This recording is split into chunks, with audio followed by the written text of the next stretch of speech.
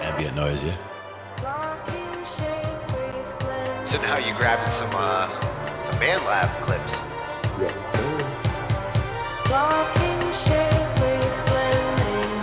Now for me, that would also be something where I would use like volume automation and like bring that from the bottom, like bring it in and then bring it back out. Kind of. And these are the kinds of sounds you can stretch.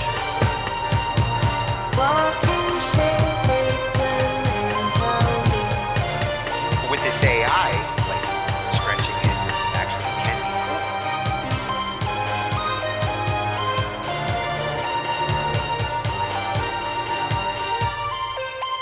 Oh, that was perfect for the interlude too. Ends it right in the right I spot. didn't even notice. 40. I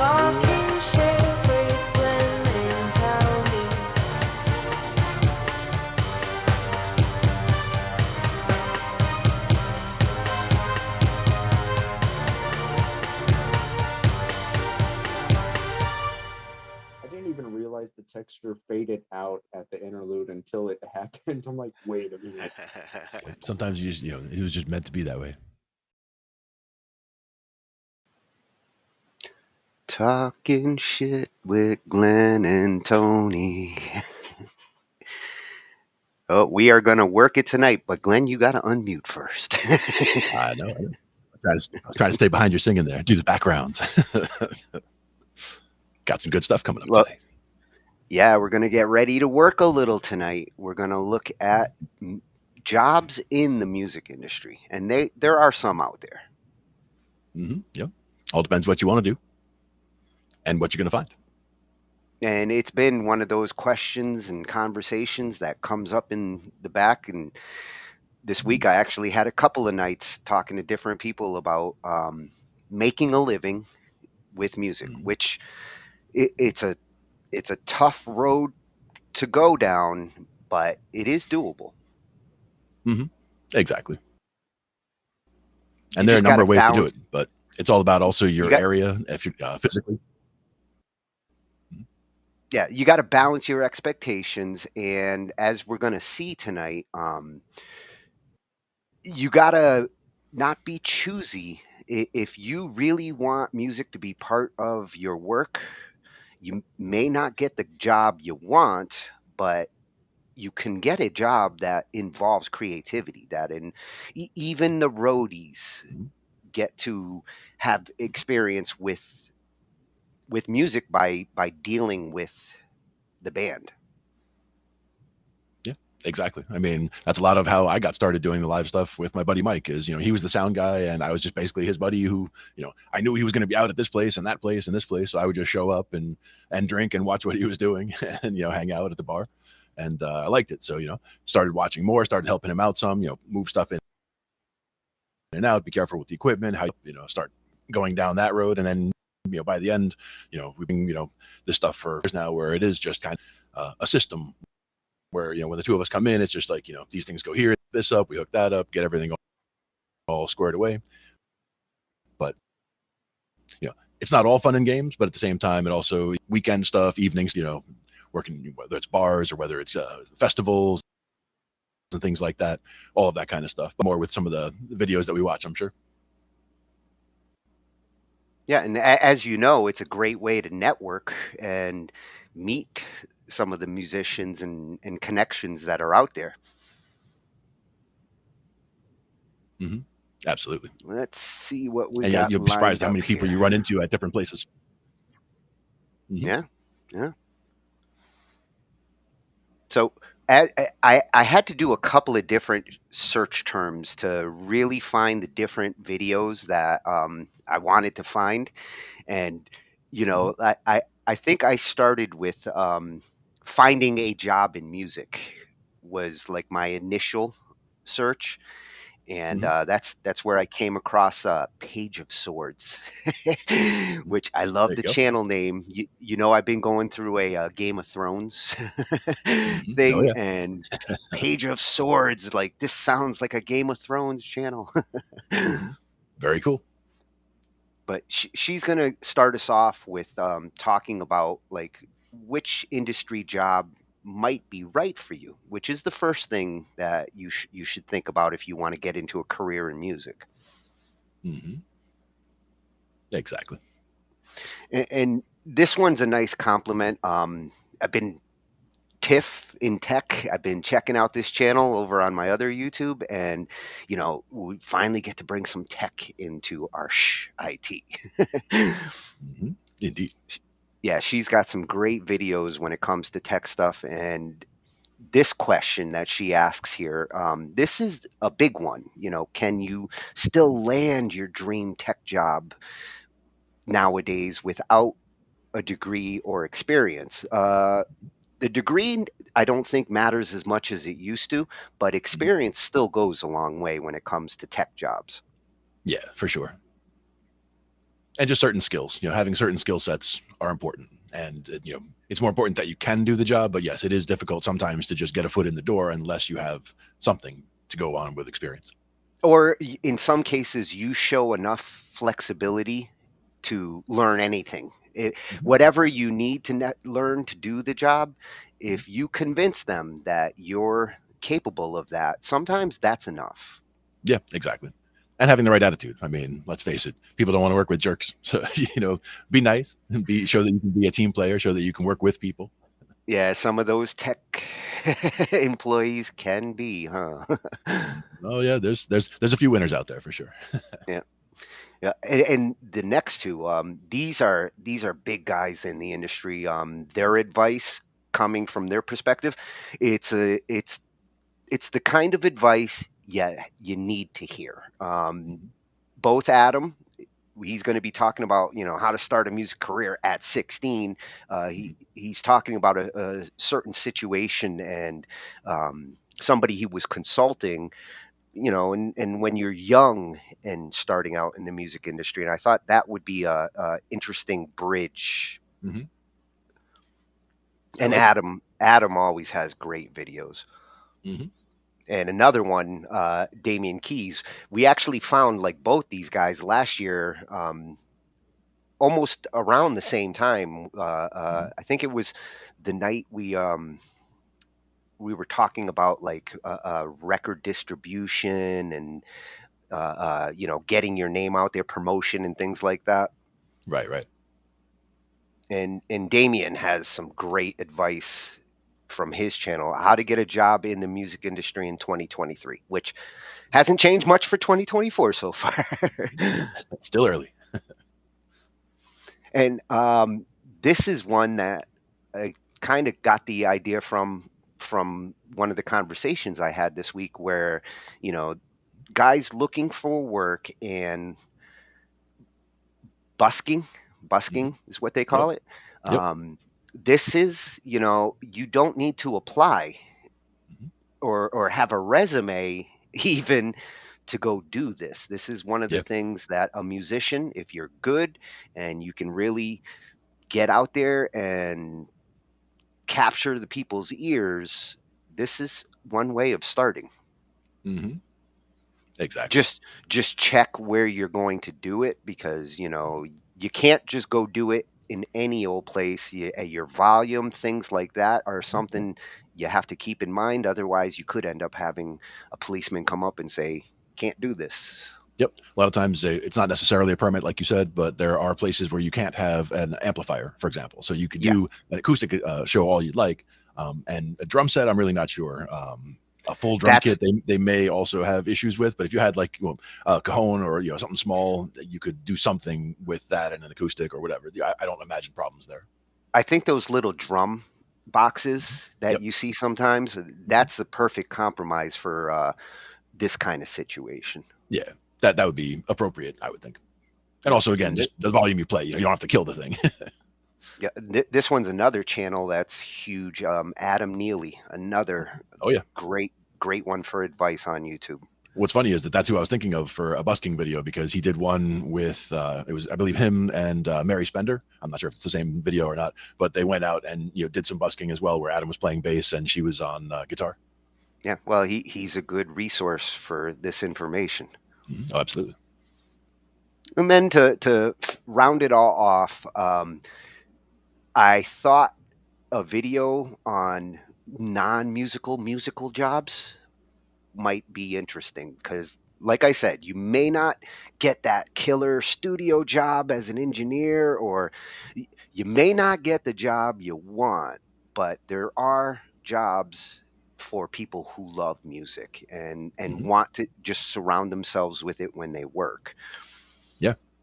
And just as a note, some of the musicians that I work with have jobs in the music industry as well. Like some people, like I knew one of the bass players, actually the bass player that I bought my bass stack from, was professionally wrote jingles, music jingles for commercials and things, small, snippets of music like that, rather than full, pieces for for movies or for TV shows or whatever. I've had other people who worked and do like have a major soundboard and a whole sound studio in either like in a church or in a synagogue, things like that. Those are other areas where you might not think of right off the bat that there are opportunities for music work, but those are also types of things where people do need professional music help sometimes. Yeah, So yeah, or consultation in some yeah, cases. absolutely.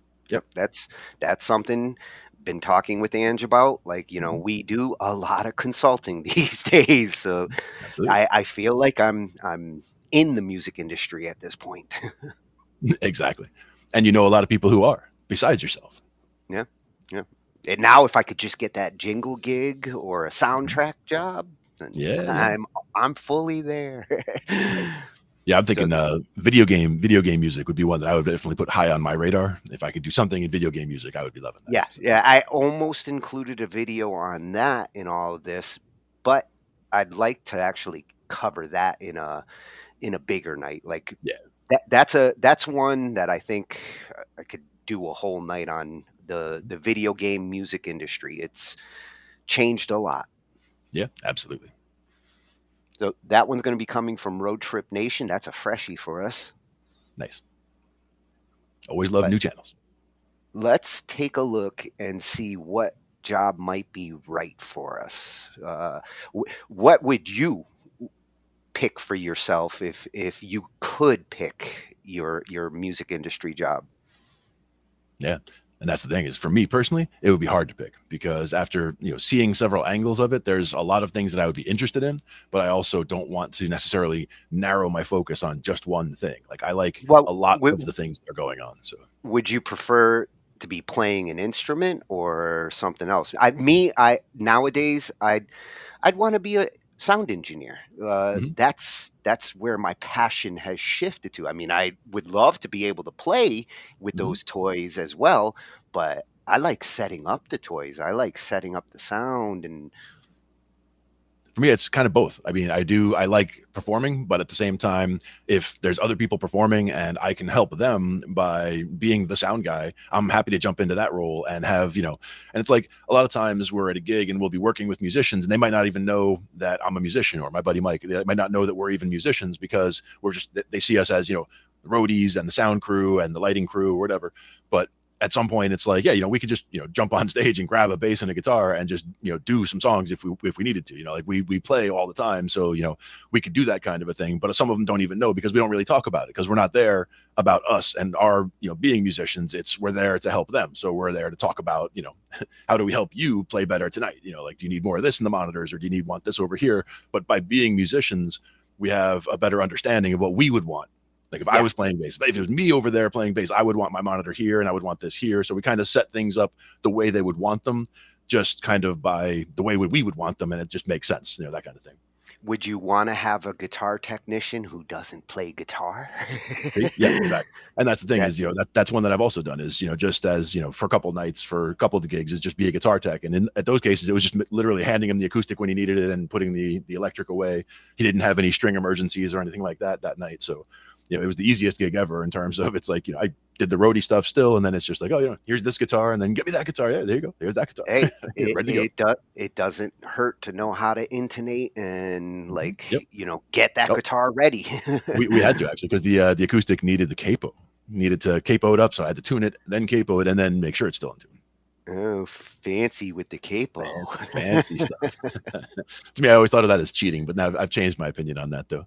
One thing I do like about the capo, just as a side note, is it brings down the action. So if you're playing an acoustic, for example, and you put the capo on like the fifth fret or the seventh fret, like it brings the action down real nice. So it plays more like an electric in those frets that are left. So that's just one little thing, is that the capo does bring the action nice and low. Yeah, you can get a little more pluck out of it. Mm-hmm. A little more speed. Yep. So this one comes from Page of Swords. Very cool channel name. The Dramatic Life of a 31-year-old lady. Yeah, this is a freshie channel for us.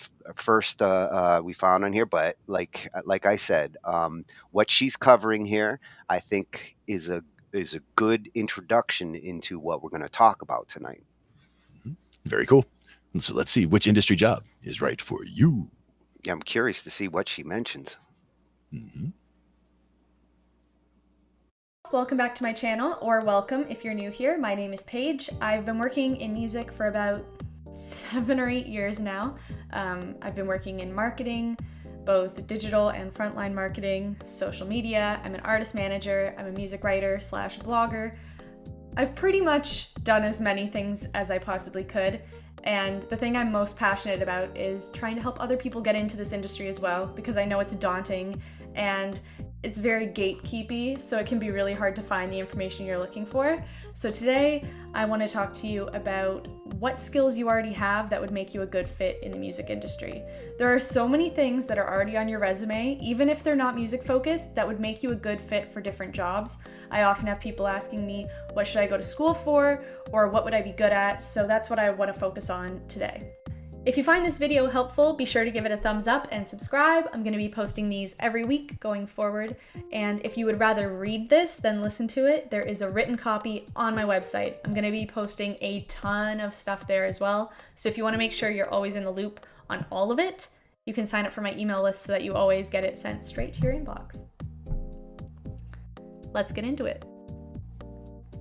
There are some skills that will be helpful no matter where you reside in the industry. I think the main thing is not having a fear of rejection, because it's going to happen a lot. It's going to happen more than you're going to find successes here, unfortunately. But there's just a lot of competition and a lot of saturation. So unfortunately, there are a lot of people going for the same opportunities as you, whether it's as somebody applying for jobs, whether you're trying to send out emails for a band you manage and you're not getting any responses, whether you're a band applying to play shows and festivals or for different opportunities and not getting them. There's just a lot of different factors that can affect that, whether it's somebody else that's better connected or just different preferences. These things happen and you just kind of have to get used to it, unfortunately. But if you can do that and you can stick it out long enough, the opportunities will start to come if the music is strong. Another important set of skills to have is being highly motivated and being really self-disciplined and keeping yourself on track, and having good time management skills. A lot of people that work in music have multiple jobs, whether it's different jobs within the industry, whether it's having things you do in the industry and then having a day job to actually make you money. There's a lot of different ways people make it work for themselves, but it does involve a lot of balancing and trying to make sure that nothing slips while you're trying to do everything. So that's just, I guess, something important to keep in mind, is being able to make sure you can do everything you need to do in order to do the things you're passionate about. So into some more specialized skills. If you are really strong at writing, whether it's creative writing, copywriting, whatever it may be, you could have a future in publicity. You have to craft these press releases that people read, they get all the information that they need, but they also get brought in and want to support the artist and want to learn more. So if you're strong in that sense, publicity could be a great fit for you. Another great fit for you could just be music writing, whether it's for a different outlet, whether you start your own website. There's a lot of opportunities there online. Not all of them are paid, but it could lead to something in the future if people read your writing and enjoy it. That's what happened for me.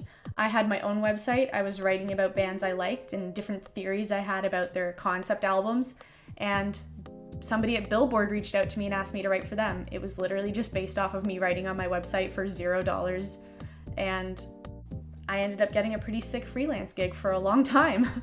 I guess that's another thing to keep in mind too, is that even if a gig is not making you money right now, it could lead you to something better. And that's really frustrating because not all of us have the time to do things for free while we wait.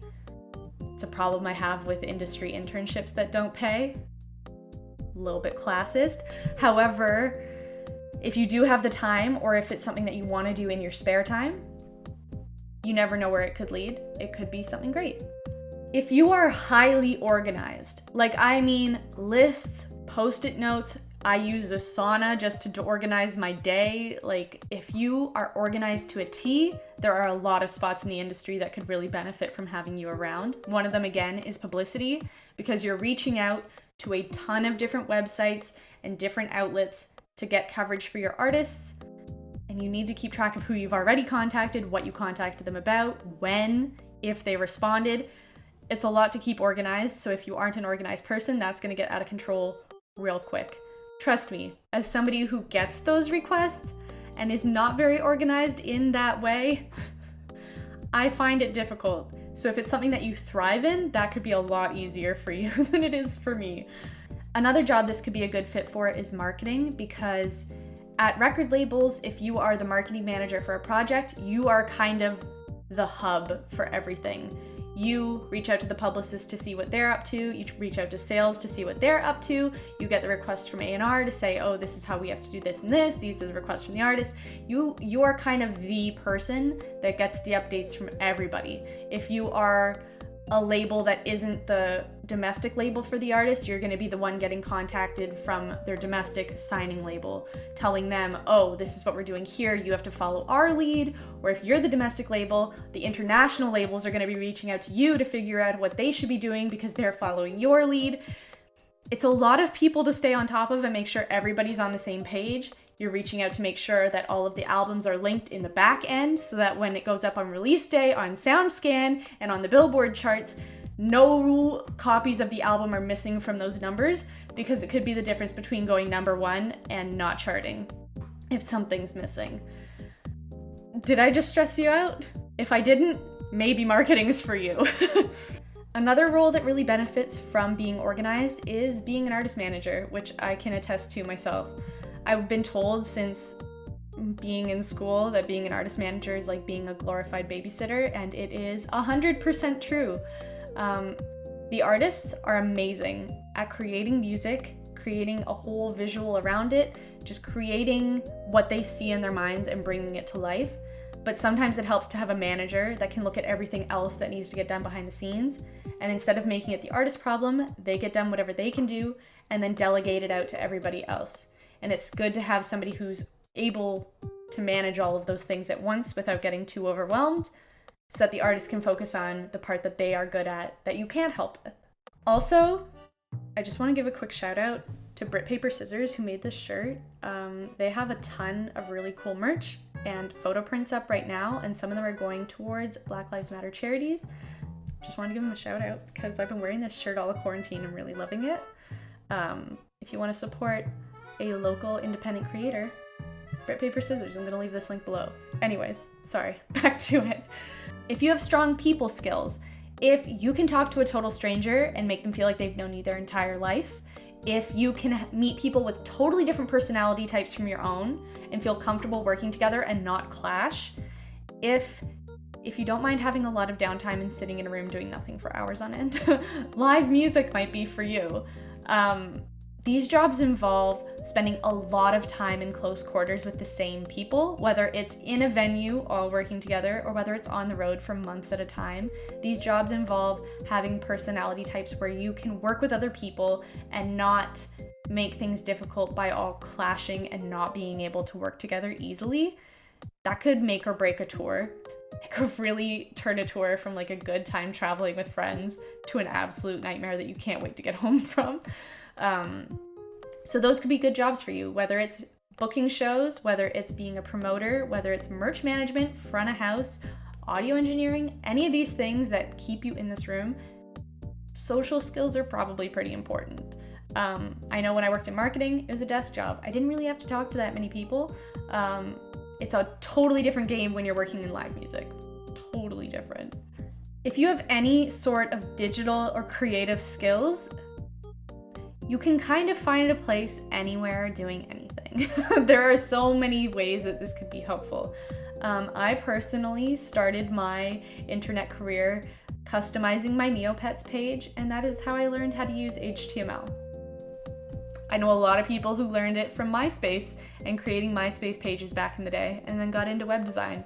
It's kind of insane how our generation was just crafted for this, but whether you're good at designing merch or logos or music video design or photography, like there's so many places for you in this industry. I think I'll have to turn that one into like more of its own video because we'll be here all day. There are so many jobs for creative types in this industry. We'll come back to that one. Hold me to that. If you've ever worked in retail, first of all, I am so sorry for the way people treat you, specifically around the holidays. It is not fair, but perhaps it can come in useful with working in the music industry, whether it is as a merch manager at shows. I feel like oftentimes bands just hire a friend to sit at the table or just get them to do it for free, and it does not have the same effect as having somebody who actually knows how to sell things and how to count money. That's also important, being able to give the right amount of change. Very embarrassing how often that does not happen the way it should, but you could be the solution. Also, there's a whole department at record labels called D2C, which is direct to consumer, and they handle all sorts of merch, whether it's setting up online stores or actually figuring out what merch to make or how much. That could be something that's great for you as well. Then for those that have a great ear for music, I know everybody wants to be an A&R. I've always wanted to get into it as well, but it's something that can't be taught. It's just kind of something you have to prove. Nobody can teach you how to know what songs are good. You just kind of do, you know? That's one of those skills that no amount of training can get you there. You just have to be the right person for the job, essentially. But there are ways to prove it before you get to a point where you could be hired as an A&R. I found it helpful to have my own website where I share music that I'm listening to, so I can say, hey, you guys signed this artist, but I was actually listening to them 2 years ago, so I was a little bit ahead. It's kind of pretentious and it's kind of annoying to be like, I was listening to them before you. But if it can prove that you were ahead of the curve and that you knew what was going to be poppin' before it was poppin', it could help you get a job. You could also just use that skill to be an artist manager and to sign bands before they hit that point. If you can find artists that you know are going to be huge and work with them and foster their skills to get to the point where they can get signed, that's amazing too. And that is totally a skill that you can use to build your own career within the industry. So those are just a few of the skills you might already have on your resume that would make you a great fit in the music industry. I know we kind of treat it like this industry is on this pedestal and it's mysterious and unattainable, but it's really not. It's just an industry like any other. It's just got some cool perks, but it's still just a job. So you can absolutely find your way in, you can get your foot in the door, and I would like to help you wedge that foot in the door. So if you have any questions about some of your skills or where you would fit in the industry, be sure to leave your questions below and I will respond to all of them. Or if you feel more comfortable messaging me privately, you can DM me pretty much anywhere. I'm page backstage on like every website, so you should be able to find me. Links will be below. And if you would rather have a written version of this to reference back to in the future, you can find it on my website. And I am excited to share more of these videos with you, so be sure to check back next week. I'll see you soon. Bye. Oh, page backstage. It's catchy. Yep. That nice subtle bossa nova background there. Oh, I figured you were grooving to that.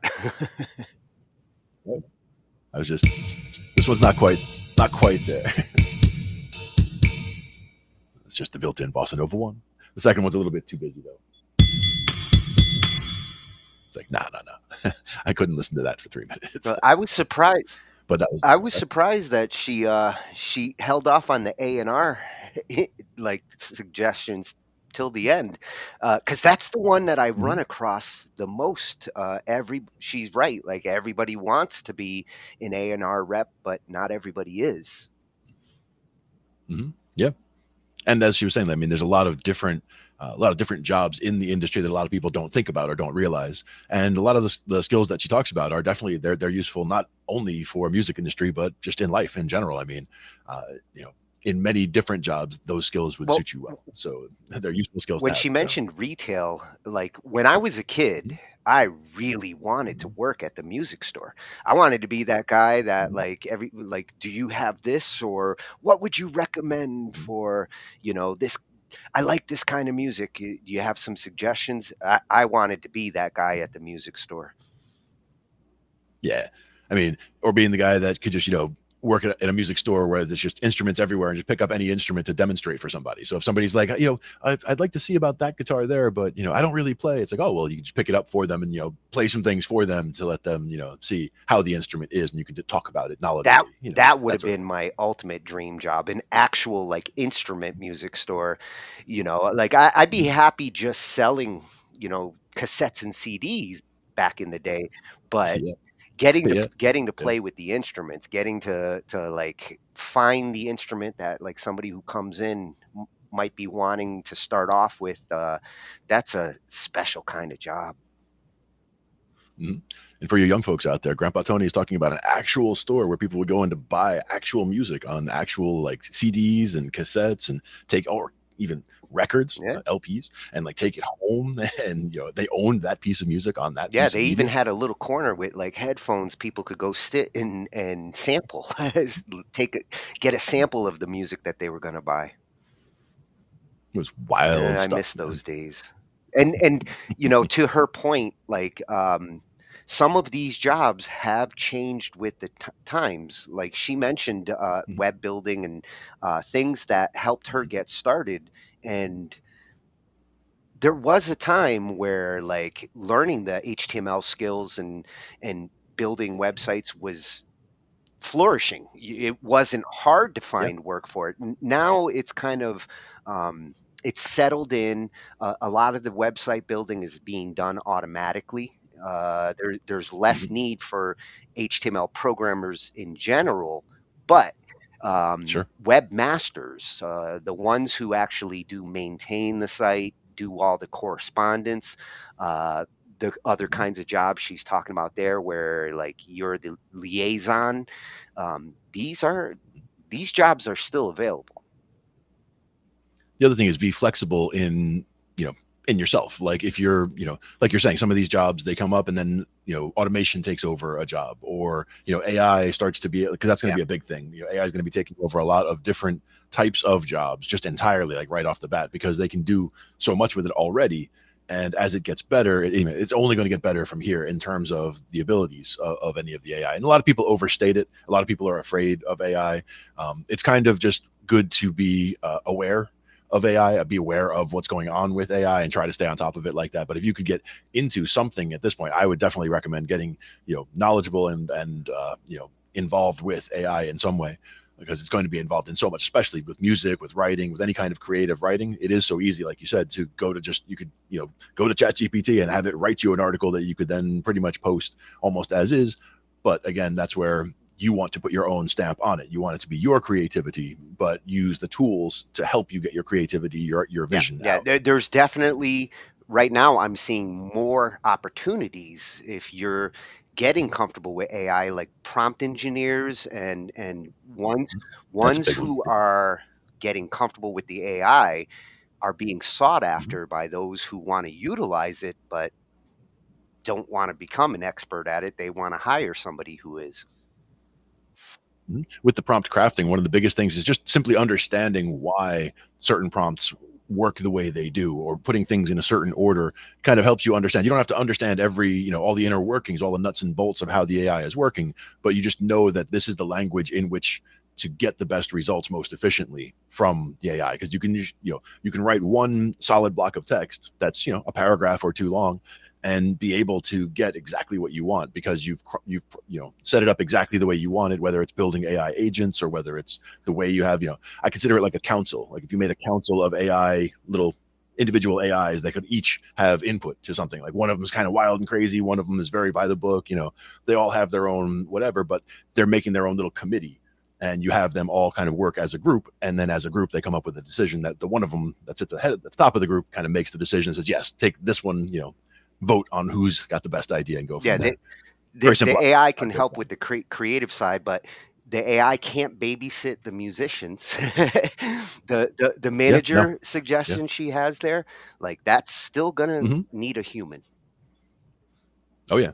And you see it like in the movies, the first news, gotta go get another bottle of Jack or whatever because the band needs, hey, whatever. So the manager is the guy who does everything, right? Whatever the band needs, you're gonna get that done for them. So, making sure everything's getting the band, keep the band happy, keep the band on time, make sure they got their transportation, you're doing all the tickets, all the bookings, all that kind of stuff. So yeah, there are a lot of aspects to a job like That's that the for sure. guy that took the brown M&Ms out of, Van Halen's bowls. To make somebody red their eyes Because there, they're not absolutely. playing if Yes. there's any brown M&Ms in there. Yeah, you put one in the bottom, and it's actually like it's a brown M&M, but it's actually one of the other color M&Ms. You just painted it brown.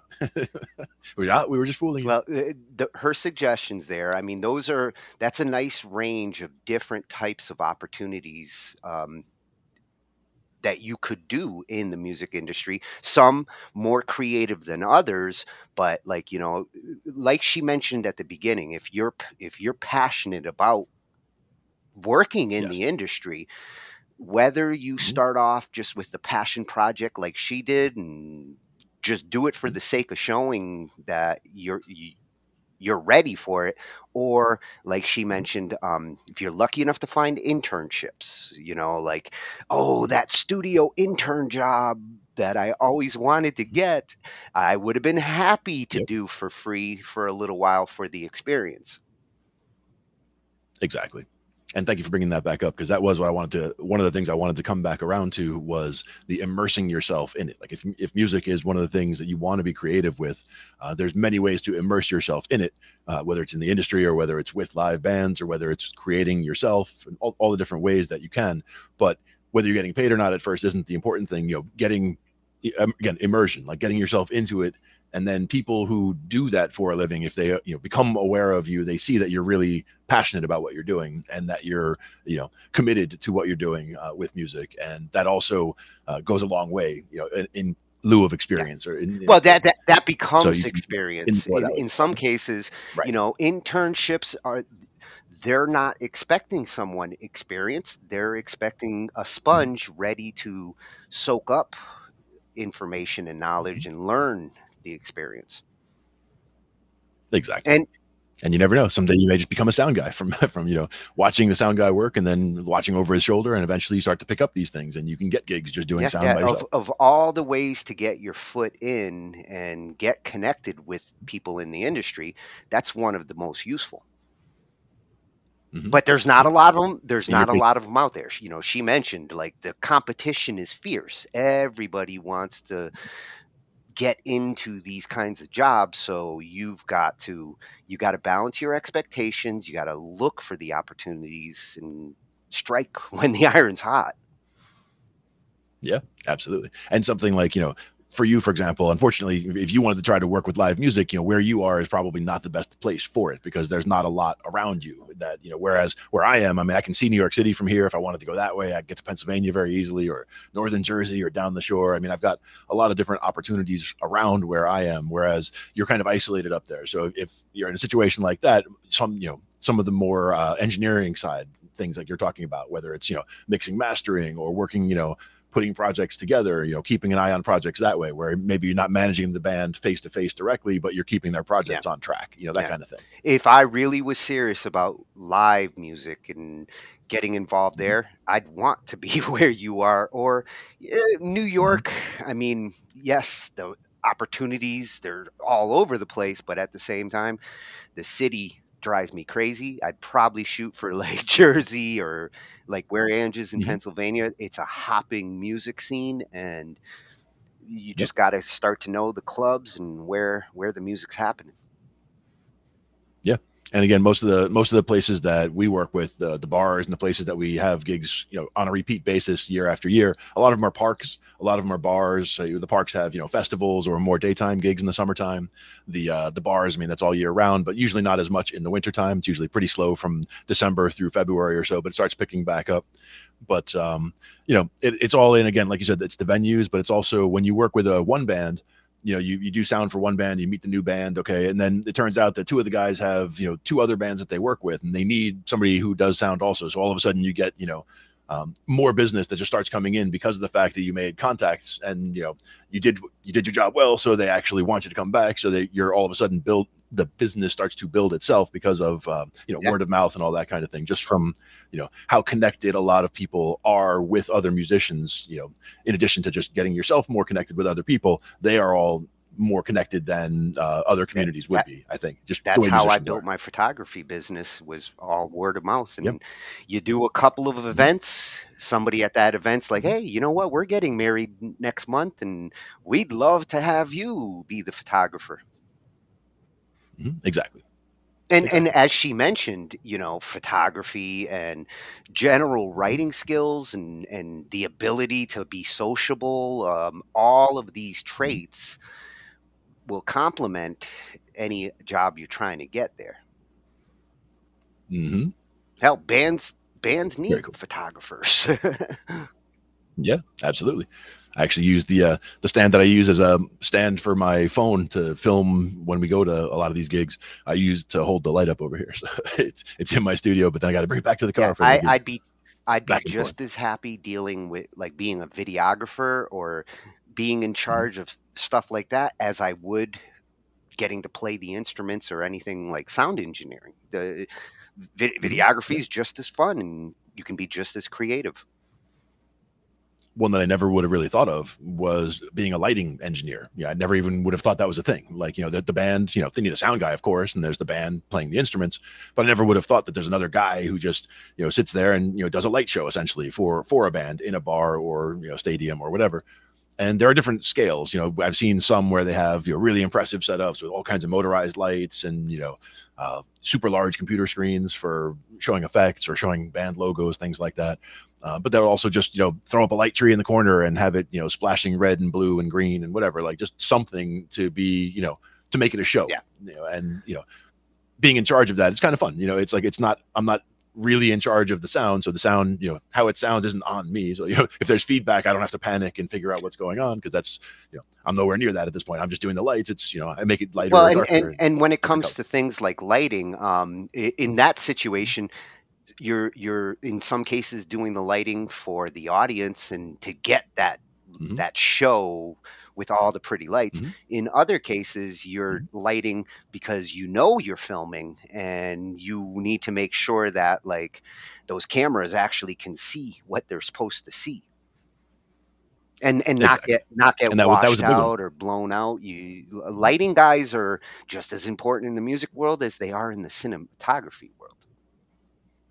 Yeah, and on that exact point, there was one of the gigs. It was a place that has the super big, like 30-foot wide computer screen in the back, so that you can have different visual effects, like screensaver or whatever running, or you have a band logo up there, in addition to just all kinds of motorized lights in their setup. But somebody was complaining that the videos that they took were just, you couldn't see anything because there was no light on the band. Like nobody was actually concentrating light on the band. So I just took the light bars that I had set up, and instead of trying to do a light show where I'm just changing lights and splashing all around the room, I just kind of focused on lighting up the band themselves and leaving it pretty much set.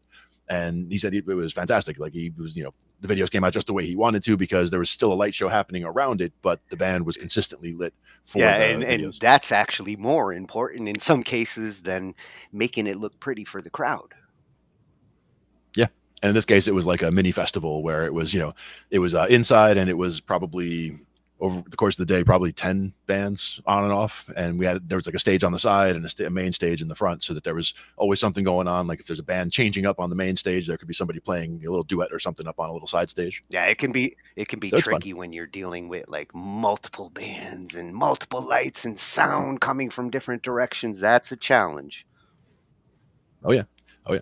But that's where, you make sure you get all that set up ahead of time, and you know what to cut over from here. And like as soon as this band stops, it's all mute, mute, mute, mute, and then you unmute the other guys over there, and then they go, and they're pretty much on their own because they're just doing, an acoustic and something else. So they're pretty set while we're getting everything else going for the next big band that's Yep. coming up. So so Do it that as way. you're contemplating like what job might be suited for you, like she mentions, consider whether you're in the mood to go hit the clubs and live. She emphasized it. Live is a very different beast of work Mhm. than Absolutely. if Hmm. you're like doing studio work or you're the manager doing things in the background, because not everybody's Hmm. cut out for on location live audio. That takes Yep. a dedicated worker. And that's where the other skills, like, I have friends who have studios in their basements, and in a lot of cases they have the gear, but they haven't really done any recording themselves. Like, they're not engineers themselves, but they were able to get the gear. And so when we have rehearsals at their house, I'm the tech guy who sets up the gear and sets up the software, does the recordings. We start working with everything from there. But it's one of those things that I try to show them, teach them everything as we're going. But everybody has different levels of technical prowess, let's say, Well, or even interest. Like, some people, that's just not what they even that's want to why deal with. you're in good shape, because, like, as she mentioned at the end, like, just being technically savvy, being good with digital, Mhm. certain skills, it's almost like easy to find a use of somebody like that in this industry, because you're adaptable to the technology, and the technology is constantly changing, sometimes getting more complicated. You need someone who can grow Mhm. with it. And Exactly. that It's good stuff. And again, all the skills are very translatable to other fields. And again, the troubleshooting, comes from a background of tech support and things like that. In my case, tech support and network administration, did that for decades. But it all translates. Whether it's the talking to people, the way methodically work through problems. If you're a sound guy and you're setting things up and things aren't working, you have to figure it out. You don't want to just panic and start ripping things apart. You just need to think about, okay, well, logically simplify things down. Okay, do I have sound here? Do I have sound through this cable? Okay, now here, and simplify it down and work your Yeah, way through the chain, find the and being problem, being and a figure it good out. troubleshooter in some cases, where you gotta Yeah. figure things out on the fly, especially if you're doing it Mhm. live. Yeah, Exactly. great stuff, Paige. I'm going to check Mhm. out that other video she mentioned, Mhm. because creativity tied to, like, her topic there. Um, Mhm. I love that stuff. I will Yeah, be back, absolutely. Paige. And it is a great topic.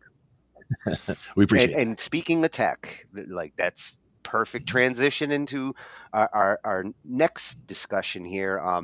I found Tiff a while back, and I've been checking out her channel for a while now, and Mhm.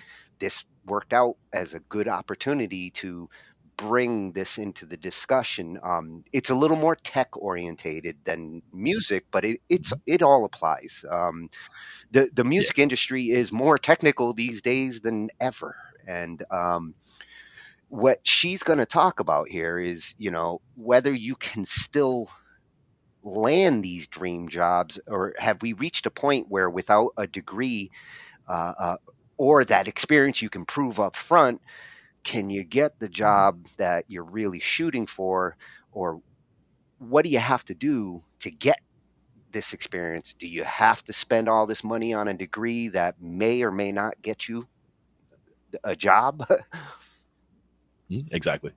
A lot of cases, it's about the skills, and that's why a lot of to me, it's all about learn something new every day and be a lifetime learner. Always be willing to learn like a sponge. And as you pick up new skills, as you learn new things, they may become relevant later. They may not be relevant to a job you have right now, but it may be information that helps you with Yeah, something yeah, later. and I guess she started as a software developer, and if you do get into tech, because I've Mhm. been at it since, like, the late '80s, and Mhm. throughout the decades, my interests, and whether I was dealing with hardware, because in the early days it was all hardware, Mhm. it was Oh yeah. all setting up the equipment. But as I got through the Mhm. '90s and going into the 2000s, I started to become a programmer. I worked for Macromedia, and all of a sudden, coding and actually writing software to solve the hardware problems became a big thing. That's where I spent a big chunk of my skills through the 2000s. Any Yeah. kind of programming knowledge that you can pick up, even if it's something as basic as HTML, will help you in dealing with the hardware, the technical side of things. So never discount the power of programming, and knowing any language that you can. Absolutely. And when it comes to the hardware, like what she was talking about before, about people of her generation being custom built for that sort of stuff. When it came to computers and video games, I mean, those kinds of things, we grew up kind of with computers and video games. So like that, all that stuff changed over time. One of the big things for me with tech support is it really did change over time. Where in the beginning, a guy who really could troubleshoot and do amazing things in tech support, it's one in a million, and most people didn't know anything about computers. So it was a lot of training people just how to do the basic things as well as fixing all the problems. Whereas over time, everybody has a computer, everybody grew up with a computer. So now years later, the troubleshooting is a totally different ballgame now, where most of it is just you swap out, either swap the box, or there's something very simple that just needs to be replaced, and you're done. It's not, you don't need somebody who knows what's on IRQ7, but I mean that was Oh, important it at one was point in the back in the old day. days, man. Fighting with the IRQs was a real thing up until like Windows XP, and after that it started to get easier. Like building the Right. systems really has changed. In the old days, cases, everything was non-standard, everything was different. Trying to open up a Dell versus opening up an HP.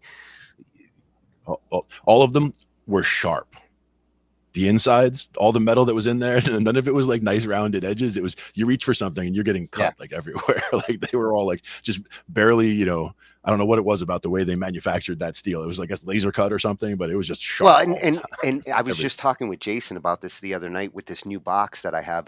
The case designs nowadays, you have the screws that you can actually twist off. You don't need a screwdriver, for the back of the cases. Yep. Um, Yep. A lot of times it's just a little lever, like you pop the lever loose and then it, slides open, or a door opens. Like, yeah, they've gotten much better at knowing that people have to get into the cases. And a lot of people are building their own machines, which I've been doing, like, you and I have been doing that for yeah, it, decades. But I it mean, it it something, seems to be coming back because for a while, yeah, yeah. I swore by building my own machines up until about 2001, 2002, when that little punk dude, you're getting a Dell. At that point, you know, recommending people Mhm. just get like, pre-built systems started to become my norm. And it Mhm. was no longer advantageous to build your box because it cost more. You had to be your own tech support. So if you built it and it didn't work, or something wasn't working, you couldn't blame it on anybody else. You couldn't get it fixed by anybody else. You had to figure it out yourself. I shifted Mhm. to the pre-built boxes, but now in the last decade, you've seen these better designs. The cable management with the motherboards, getting everything hooked up, has gotten to the point where you don't even have to be a computer expert to build your own system. Mhm. Exactly. And the fact that we are computer experts just means that everything kind of built on all that knowledge over the years, where now it's just, it just makes that much more sense because we started with all that in the beginning. All the stuff just kind of makes so much sense now, where it's like people are like, you built your own computer. It's like it's like six pieces. It's like Yeah. Legos. I mean, it's like you snap this here and you snap this here and you make sure this looks nice, and really anybody can do it. But I wouldn't want to try to build a laptop. I'm Yeah. not building a smart but Certain computers, desktops, I'm definitely shifting back now to Mhm. opening them up. Yeah, I've been doing a lot of upgrading. So if you're swapping a power supply, that's what I had to do last week, and you're adding an Yeah. RTX card to this older machine, it's worth Mhm. opening that box once in a while nowadays because the motherboards aren't wearing out as quickly as they used to. I'm still And the I'm still motherboard. using one here that's from 2012. It's a third gen i7, Mhm. but it's still trooping along. Giving it an SSD was a good upgrade, Mhm. and it Yeah, yeah. needed a bigger power supply. So swapped out the power And the power supply supplies, swap. gave it an SSD, and all of a sudden it's like a new machine. And a power supply swap is about the most complicated thing that you're going to do in a machine anymore anyway, because I mean that and the motherboard are basically the two things that, if you can do those two things and everything else is just, clicking cards in here and, clicking memory in there. And that all, it really does just kind of make sense when you look at the parts. Like this can only go here and this can only go there. Like they do a good job with that. If you can dodge a wrench, you can replace a computer. You can build a machine. Yeah.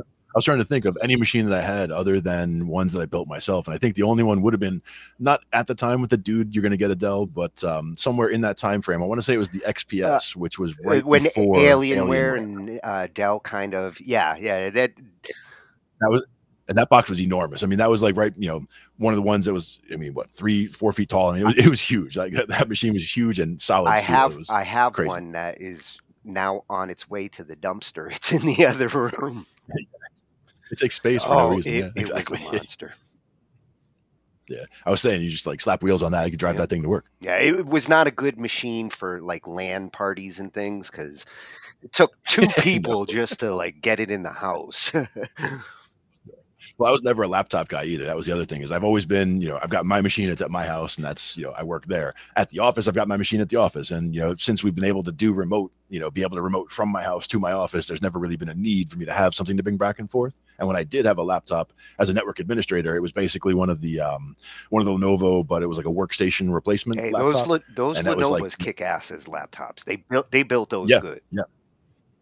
But that was, is designed as a workstation replacement machine, which was basically to have at the office as a laptop in case I needed to bring it to a server room. But it was just always at my desk in my docking station. I always needed a laptop. I loved having a laptop, but my desktop was always like my workstation. When it came to like virtualization for programming and stress testing and everything, laptops have never been my choice for the heavy lifting of computer work. But given today's laptops, I mean, this one I'm using here is actually more powerful than my desktop. Mm-hmm. And now you got the RTXs that they're going to be fighting for a top spot. You're going to have them. Well, that was part of the reason why I settled with a laptop in that case. It was the first RTX that I got. Now I got 3. There you go. I'm moving on up. Nice. There you go. Can you use them all at once? Yes, that's the question. They are all up. So nice. At Talkin Tech over on YouTube, this is a great, for all you tech guys out there that are trying to understand the scene and what's going on. Check her out at Talkin Tech. Mm-hmm. What she's going to talk about here is, your dream job that you want, the 6-figure salary type of jobs, and can you get these jobs without a degree or experience? And my short, quick answer would be yes, with a but. and just like what we were talking about in the last one, you might have to do some free work or internship. You might have to get that foot caught in the door before the door fully opens for you. And in any case, having, going in with no skills and expecting to get the job and be trained on the job, that would be kind of silly. Like get the skills, work on the skills to be prepared. Unless you are really tech savvy and the person who's doing the hiring sees that in you, sees that you can bounce on the fly between problems. Sometimes they may test you. They might throw you in a room and say, hey, I'm dealing with this situation. What would you do to fix it? And if you can, sometimes that's all it takes to get their attention and get the job. I've gotten jobs that way.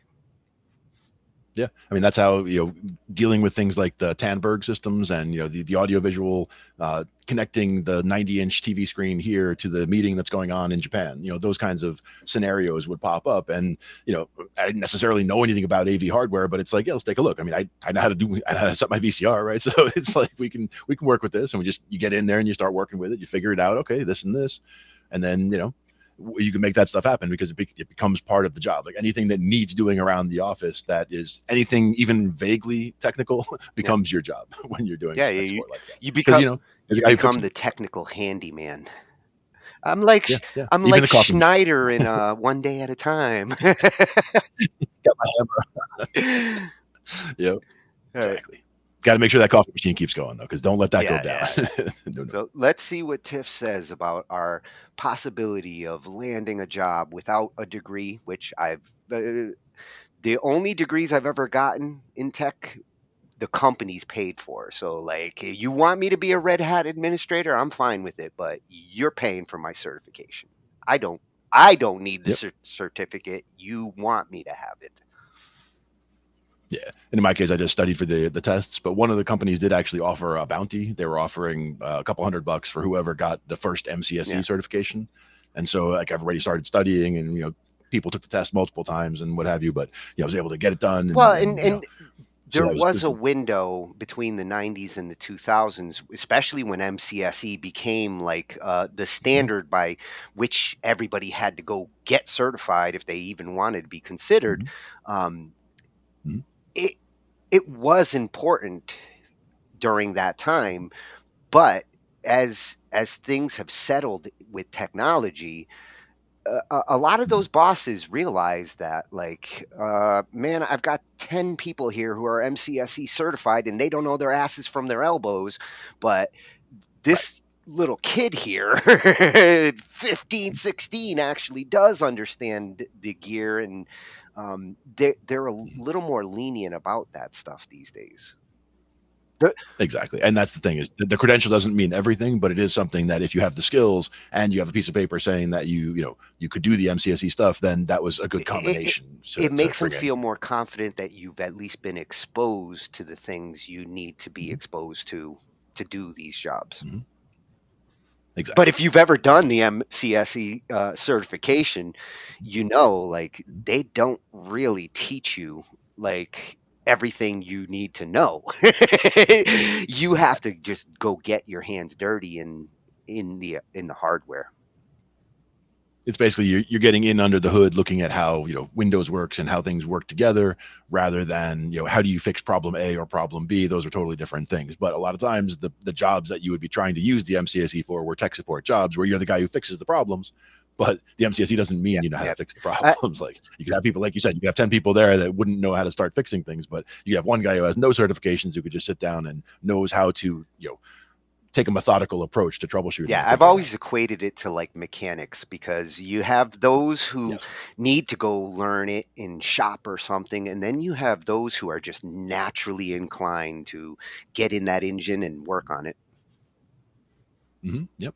And they just, a lot of times it's perseverance. It's getting in there, and you're not going to give up until that thing Yep. starts working. And you're like, I'm not going to stop until you start. And that's what bosses like to see. I think that's always why I've had an easy time with the jobs that I've gotten, Mhm.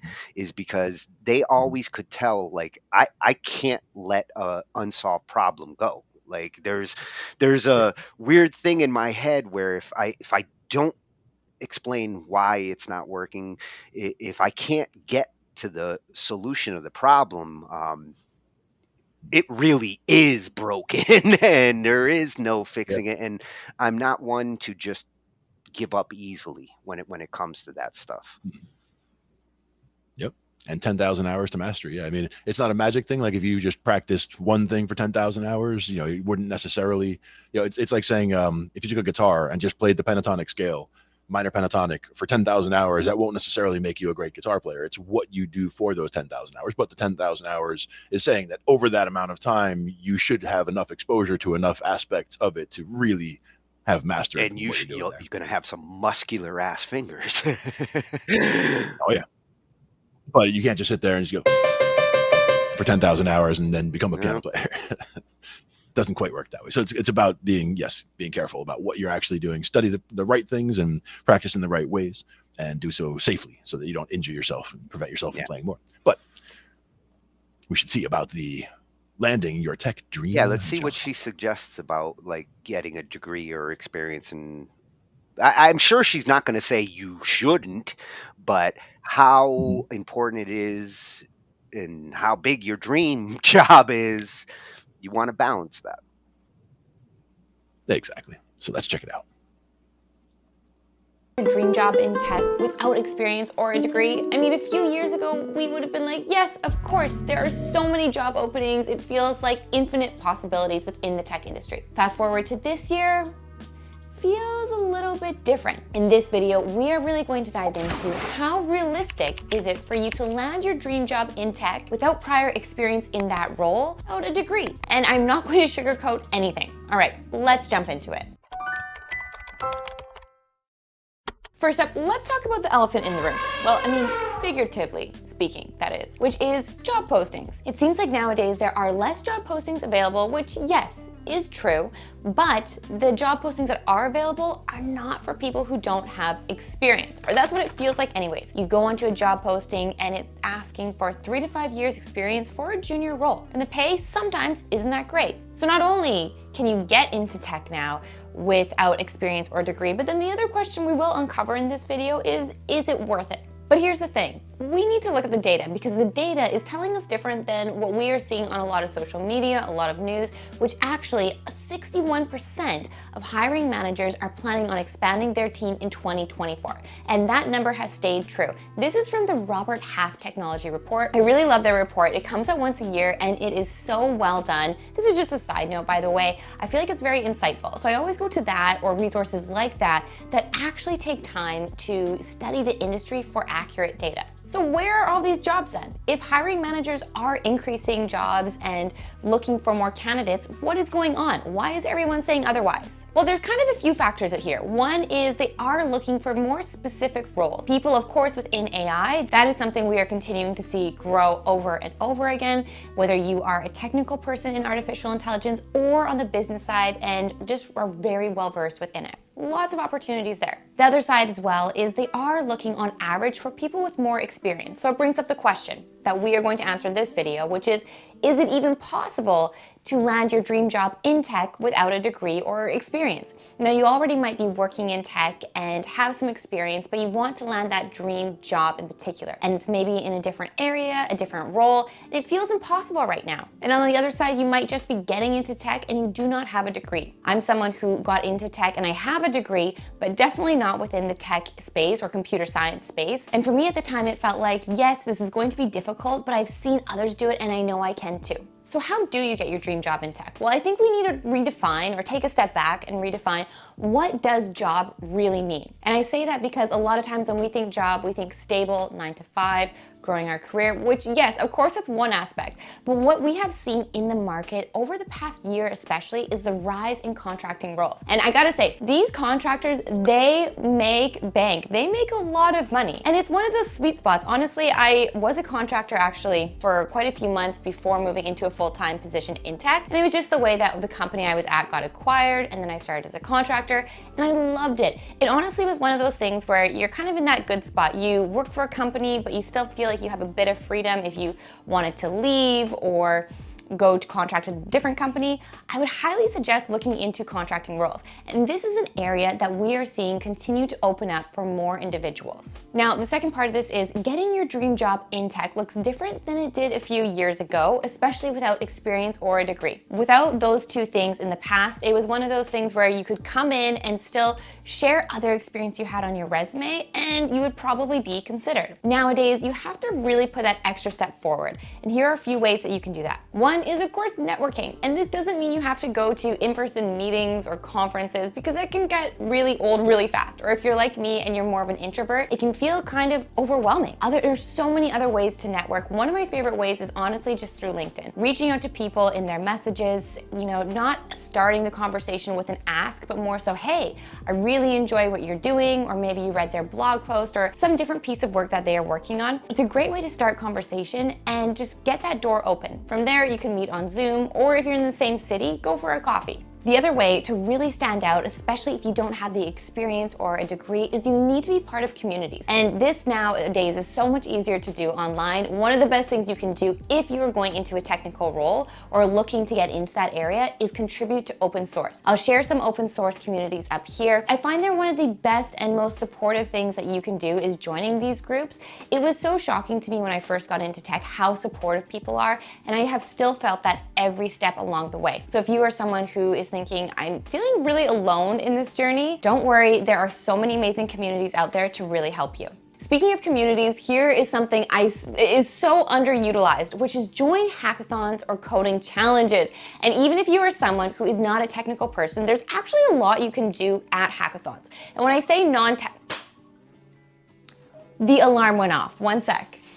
We're back. Okay, when I say non-technical, what I mean is, yes, technical in some aspects, but not coding. Because oftentimes when we think hackathons, we think coding. But the reality is at hackathons, there are so many other roles that are required, from designers, project managers, the list goes on. And it depends on what hackathon you are participating in, but a lot of them nowadays really make it open to so many different individuals in different roles. That is one of the best ways to meet others, learn where they work, especially if you're doing a hackathon in person.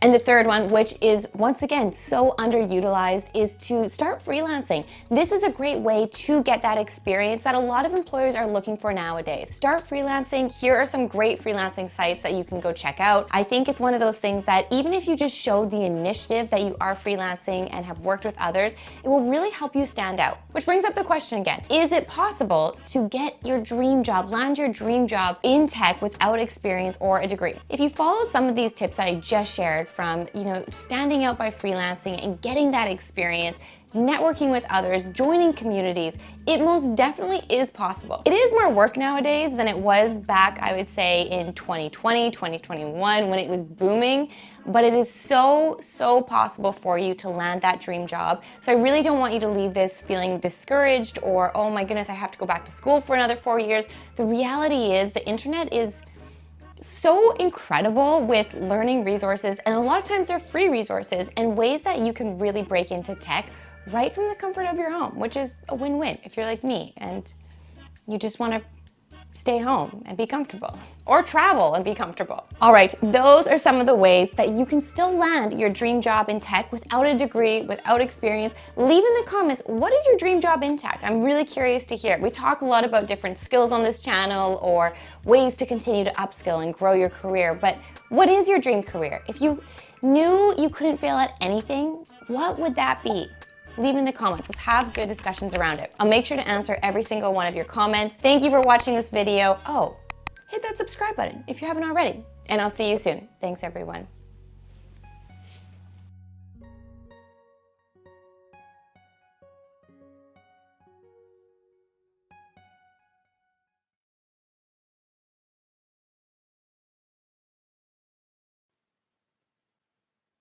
Oh, some great advice coming from Tiff there. Thank you, Completely Tiff. Yeah, completely very agree with her suggestions. Contracting, big one that I ended up shifting towards. Like, I started Mhm. with the full-time jobs, and contracting became more lucrative as I got into programming. Those Yep. software skills can really help you in the contracting world. You don't get long-term jobs, but you sometimes get paid better, and depending on the clients, they're easier to deal with. Yeah, for the companies, it makes sense because they don't have to do a whole lot of different things that they would have to do for full-time employees, where they can just contract out. That's been a big shift over a while there Yeah. now, I Now, guess. well, Yeah. and the alternative would be what she also mentioned, freelancing, which is not the same as Yeah. contracting. They are different, Mhm. but they're Yeah. both ways that you can get that foot in the door. Sometimes I've had contract Mhm. jobs turn into full-time jobs just because Yeah. I was good at it. Yeah. Yeah, exactly. I mean, I was working when I got into the tech in the first place in the mid 90s, or the early, I guess the early 90s. Started doing some of the tech jobs, and some of them were just, temp jobs where it was moving machines or setting up monitors or whatever, just, doing hardware, physical setup stuff. But that turned into, a couple months project here, turned into a couple months project there. And then they, brought us on full time. And that became, I was over there when that company was around for probably about 10 years in that area doing that stuff. So it can get you right in there. And that was all full time, but it was salary plus overtime. So it was, when we had big project work, for example, we would come in and work weekends and do these big projects, moving server rooms sometimes, where we had, hundreds literally of servers that were going from this server room to another server room, a couple buildings over, where we had to break the whole thing, break everything down, get it over there, get them racked, get them wired up. So it's stuff like that can really be huge projects where it would take the full weekend for 10, 20 guys to do a Well, project like and that. But that's why to pull it off is some of the big jobs are salaried, because you pretty Mhm, much commit your entire life like 24/7. mhm, I did salary for a good 8 years, and I mhm, realized, like, damn, they're really getting their money's worth out of me, because I'm on call mhm, 24/7. I'm constantly mhm. thinking of the work. So uh, Yeah, with some places they'll give you comp time, where even if they can't pay you for the overtime, they would say, okay, well, if we called you in at 2 a.m. for a couple hours, then we can give you a couple hours off on a Friday afternoon or something. Like they would, give and take in that way. But a lot of times you are just, well, you're on the hook what all the I time. really liked when I shifted to salary is, before that, I always had clients Mhm, who were concerned about how much time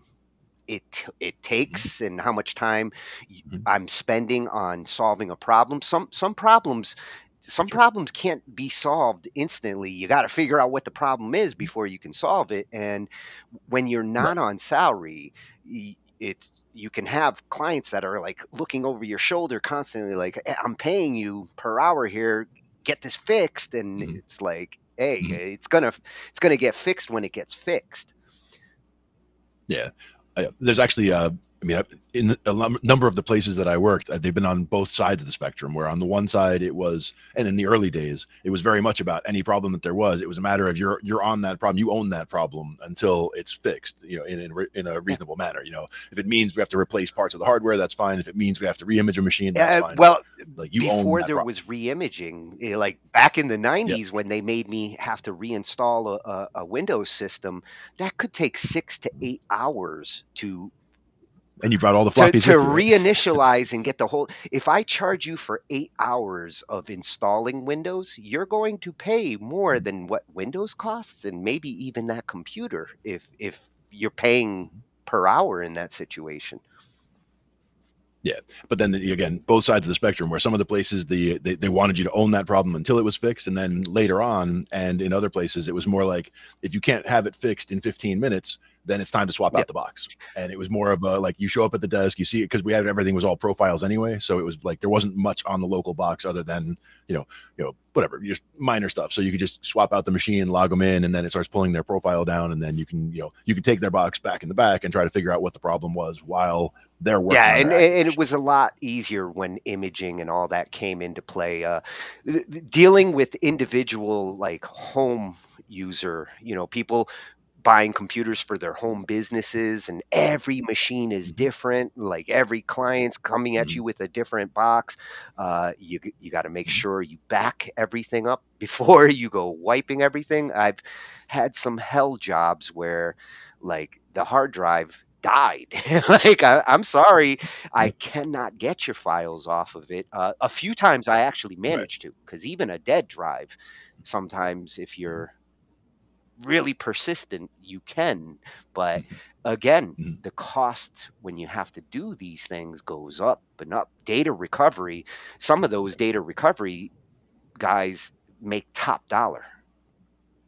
Yeah, and if they can recover even one byte of information, doesn't matter if it's what you were looking for or whatever. If they recover one thing, then you're paying for the Then recovery you job. have to ask yourself how important those files are. I've had clients who were Exactly. like, "Oh my God, I'm gonna lose all my pictures." And yes, it Mhm, sucks to lose your pictures, but if you had 6 months of mhm, work in a project and you don't want to do that 6 months of work again, that mhm. that Yeah, to me, file's it comes even down more to, if important. it's things like intellectual property, or songs, like at this point, songs that are on there that are nowhere else. Like, I don't, if there's a copy somewhere, that's one thing. Like, that's where having online storage is good, cloud storage of some kind, and local storage. So you have a cloud copy there, and then you have local storage here, so that if there's a problem with either one, you have the other Yeah. one still, so you can still go Yeah, back like and forth. Dave said, data is gold. And in the old days, the Yeah. way that I avoided losing it was redundancy. Mhm. SCSI drives rated so that, like, it wasn't just being stored Mhm. to one hard drive, it was being stored to two hard drives mirrored, so the possibility of both drives going down, less and less of a likelihood. And the beauty with those setups is that you could usually hot swap a drive. So if a drive does go down, you could literally pull it out, put in another one in the same style, and it'll rebuild that drive from the Yeah, the set. hot swapping came in like towards the end of the 90s, where like SCSI used to be like one of the technologies back then. IDE you could not hot swap in the early days. It wasn't until like SATA came along and it was like, whoa, I can actually change the drive while the machine is on.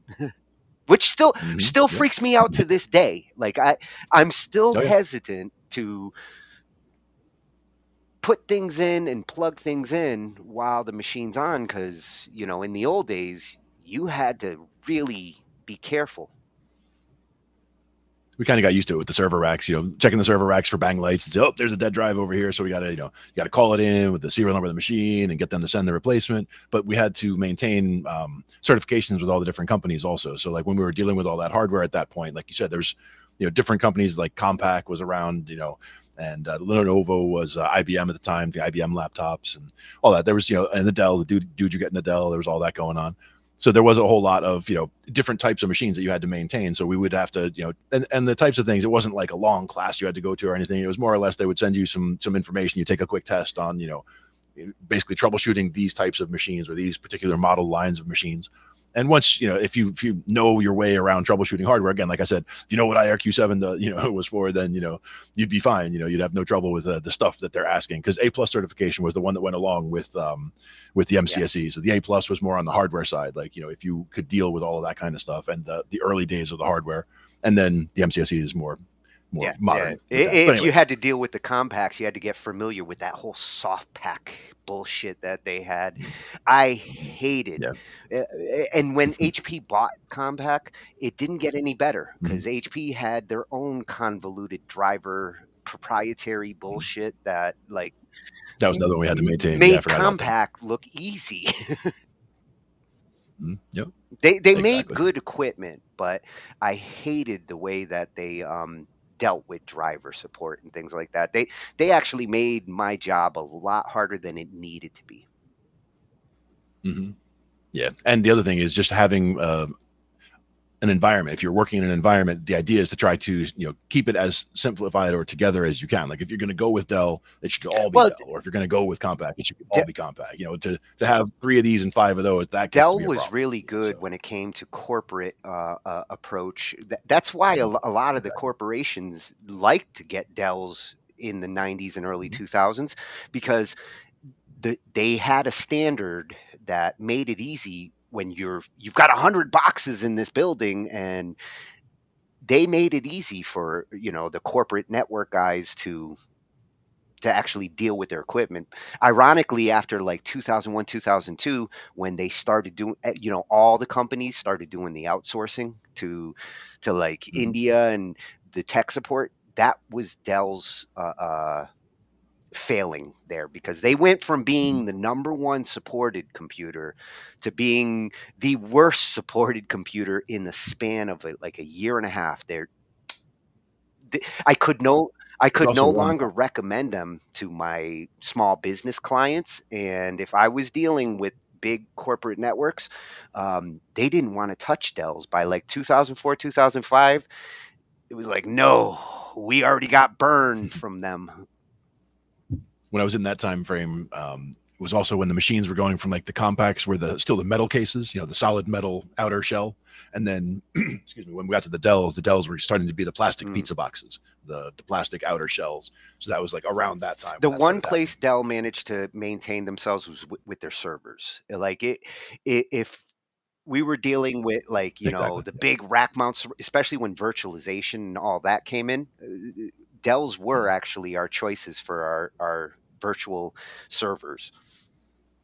A lot of the older servers that we had were IBM's older, and then newer Dell servers. Yeah, well, you paid out your ass for the IBMs. Oh yeah, indeed. So now we're going to shift back to musical careers, and with Adam, he's going to talk about starting a musical career at a young age.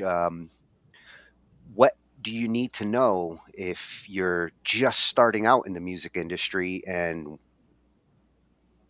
what haven't they been telling you that you should know?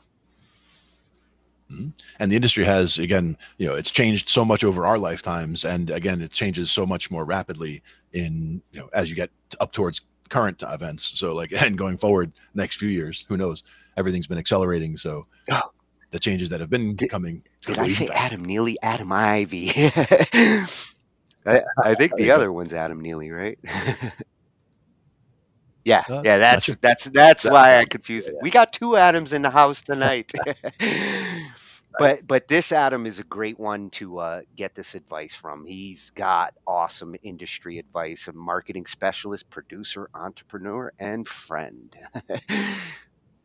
Mm, nice. And his This is channel is really orientated towards developing your music career. So he is a good source for this kind of information. If I was a 16-year-old kid, I'd want to get my information from someone like him.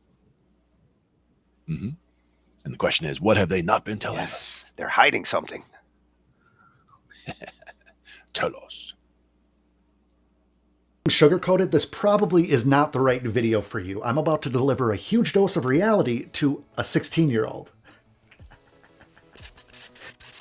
What's going on, guys? I'm Adam Ivy, and I'm here to help you go further faster in your music career by sharing proven marketing techniques and strategies so you can take your passion for making music and transform that into a legitimate business that's going to provide you with more freedom and fulfillment. Now, with that being said, I'm going to jump right into a question that I recently received from one of my younger channel family members over on Instagram. So grab some popcorn. Without further ado, let's jump into that. Now, the question starts off as, "Hey Adam, my name is, I just turned 16 years old and I live in the UK. I've always had a close attachment to music since I was 6 years old. I grew up listening to Michael Jackson, and since I was 12, I realized I had a voice, then realized what I wanted to do in life. However, for certain family reasons and my parents' religious reasons, I could not pursue it until all of that has now faded away and I'm really serious about pursuing music. I've always wanted to stand out in the music industry and be someone, but have never had the right approach to starting out until I started watching your videos. Your videos inspire me so much and is always a pathway to achieving everything I want. I'm so grateful that you created this channel, giving out the best advice I've ever heard before. I'm not sure if you're familiar with British music in this day and age, but it isn't always as it seems. Oh, I feel like the UK isn't for me at all, and I really dislike the environment, society, and music. I was wondering if you had any tips on what I could do to potentially attract a record label in the US, as I feel that's where I would be completely comfortable in pursuing my dream. I've always been thinking about it for a few years, and my family do not believe in me. Every time I tell them what I want to do, they see it as unrealistic and don't believe in me. So I'm proud to say that I believe in myself, and I believe that I can do it, although I don't know the exact steps or approach to be able to do it in the US. I know this problem of mine doesn't fall into your category, as I never seen you talk about this. However, I was wondering if you did know anything as to how a young singer-songwriter from the UK could move to America to pursue music within a few years. I've recently just composed my first song, however, I have yet to produce it and release it, as I currently do not have access to editing software. I feel you there. In the UK, the education system is different, which I can't relate to. As I am now 16 come September, that means you're now 15 for a few more months, I'll be going into a 2-year performing and production course, which is UAL Extended Diploma. Not sure if you know what that means, and I don't, so if you do, leave it in the comments below. But hopefully when I'm finished, I'll be 18, and then hopefully I can then get some sort of residency in the US and maybe be attracting a record label to sign me or something. As I'm mainly here to ask you for any tips on achieving this, as I feel America is the home of music and less appreciated in the UK, and I'm very into pop and R&B, whereas the music here does not fall into my category. As I always feel I could be something if I get my music out to the right people, as pop music and R&B isn't that popular here. Now I'm going to keep this as blunt and straight to the point as I possibly can, because I know a lot of you guys are in a very similar position as our friend here and need to be told the truth. Now in this day and age, no record label is going to give two shits about you if you don't already have an online buzz. It's just the facts. What you're planning on doing, what you say you're going to do, and how good you think you are doesn't matter, period. Those who really want it can't be held back from sharing their gift with the world. They don't care if they record themselves straight from a phone, straight from a webcam. They make it happen with whatever they can get their hands on. Now, I can understand that your family or your religious beliefs could hold you back a little bit. I'm not that naive, and I by no means am trying to downplay that or disrespect you. I just desperately need you to understand that legacy isn't built on potential or what you say you're going to do. It's built on the work that you put in and by stepping up to the plate when it's time. You're not even 16 years old yet. And for everybody who's watching this who might still be in high school or maybe college and want to do music as a living, understand that your talents are like flowers in a garden. I know that seems kind of poetic, but you need to feed them with sunlight and water instead of being obsessed with being plucked and thrown into a pitcher of water somewhere before you're at full bloom, if that makes sense. Okay, so I need to address those record label comments real quick that were kind of prevalent in that message that you sent me. So to answer that, you don't need a record label at all. I'm being serious. In fact, I don't know why you're hinging your success on a record label so much, because you could do everything that a record label is going to do for you besides borrow you money that you'll probably end up owing later. Now, at your age, or even like 18, 19 years old, most record labels, not all, but most, would chew you up, use you for everything that they can, and then spit you out by the time you're like 22. So what you need to do is take that self-belief that you told me about in your message and put it to work. Don't allow your family to bring you down, but also don't allow their disbelief to ruin your relationship with them. At the end of the day, they want to see you succeed, and from the sound of it, they want you to ultimately be happy. So if singing makes you happy, then show them by not letting that go. That goes for anything in life that brings you joy. Don't allow the world to take that from you. Now, I hope you guys understand I'm not trying to be a dick, but I'm also not here to sugarcoat anything. You guys deserve better than that regurgitated bullshit that you're sick of fucking seeing on YouTube. There are a few things that I can promise my friend, though. You'll never get a record deal if you don't release music.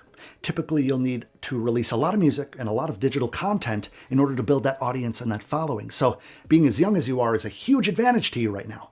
Now, that fan base that you are responsible for building is what's going to get you a record deal. I mean, if that's what you want at that point in your life. Now, I know that this video is kind of packed with like tough love, right? And I know it might not seem like it right now, but I genuinely appreciate you watching my videos. And if they give you motivation and make you feel powerful in any sort of way, it's an honor. But everything that I'm doing, everything that I'm teaching in these videos is completely worthless unless you guys take action on it. Oh, and also, you don't need to be in the US in order to take action. You need to start doing that like right now because you're in the UK. But I feel like your family situation might have a whole lot more to do with why you feel like the UK is somehow lacking in the opportunities that you need, but that's total bullshit. You may or may not have heard of some successful artists who are also from the UK, such as Ed Sheeran, Adele, Sam Smith, Phil Collins, Dua Lipa, Harry Styles, Jessie J, Craig David, and 21 Savage, just to name a few. Now, I will say this. If you come to America not knowing anyone, not having your family here to support you, being forced more or less to work a full-time job in order to afford basic amenities, basic expenses, not to mention studio time or studio gear, plus being able to travel back and forth to the UK once in a while to see your family is going to be incredibly hard emotionally and financially. Not to mention, I know you're going to want to live in a big music city like LA or New York or maybe even Atlanta, where the cost of housing is through the roof. Now, maybe it'll be at that point where you realize that there are like 50,000 other people trying to do exactly what you're doing, waiting for a record label to come and give them $1 million contract for what they say they're going to do. Or maybe it'll be in that moment when you realize that the UK wasn't nearly as bad as you thought it was, and if you would have only just started releasing music when you were 16, you could have already potentially built up a following and be getting paid to do shows all around the world. Who knows? Those choices are completely up to you, but you have to get to work. But honestly, man, I do feel like you're headed in the right direction for the most part, aside from being a little impatient and needing some guidance. I can tell that you're passionate about doing music and you love it, but you need to stop talking about it and start doing it. I'm only being hard on you because I wish I was as passionate about doing anything in my life as you are when I was your age. 3 things, guys. Practice, start recording, and start putting music out so you could share your talents with the world, because a talent not shared is a talent wasted. Don't spend time and energy dwelling on how you wish things were. Shift into seeing how things are now and how you can make the most of every opportunity that comes your way and that you actually create for yourself. Now, I want you to go straight from this video and watch the video to the left of me so you can get that mindset shift. I invite you to join the channel family by clicking that subscribe button and smashing that bell icon. And until next time, I want you to come follow me on Instagram. All my contact information will be in the description box below. Tells it like it is. Tough love, but tough love in a good way. Yeah, absolutely.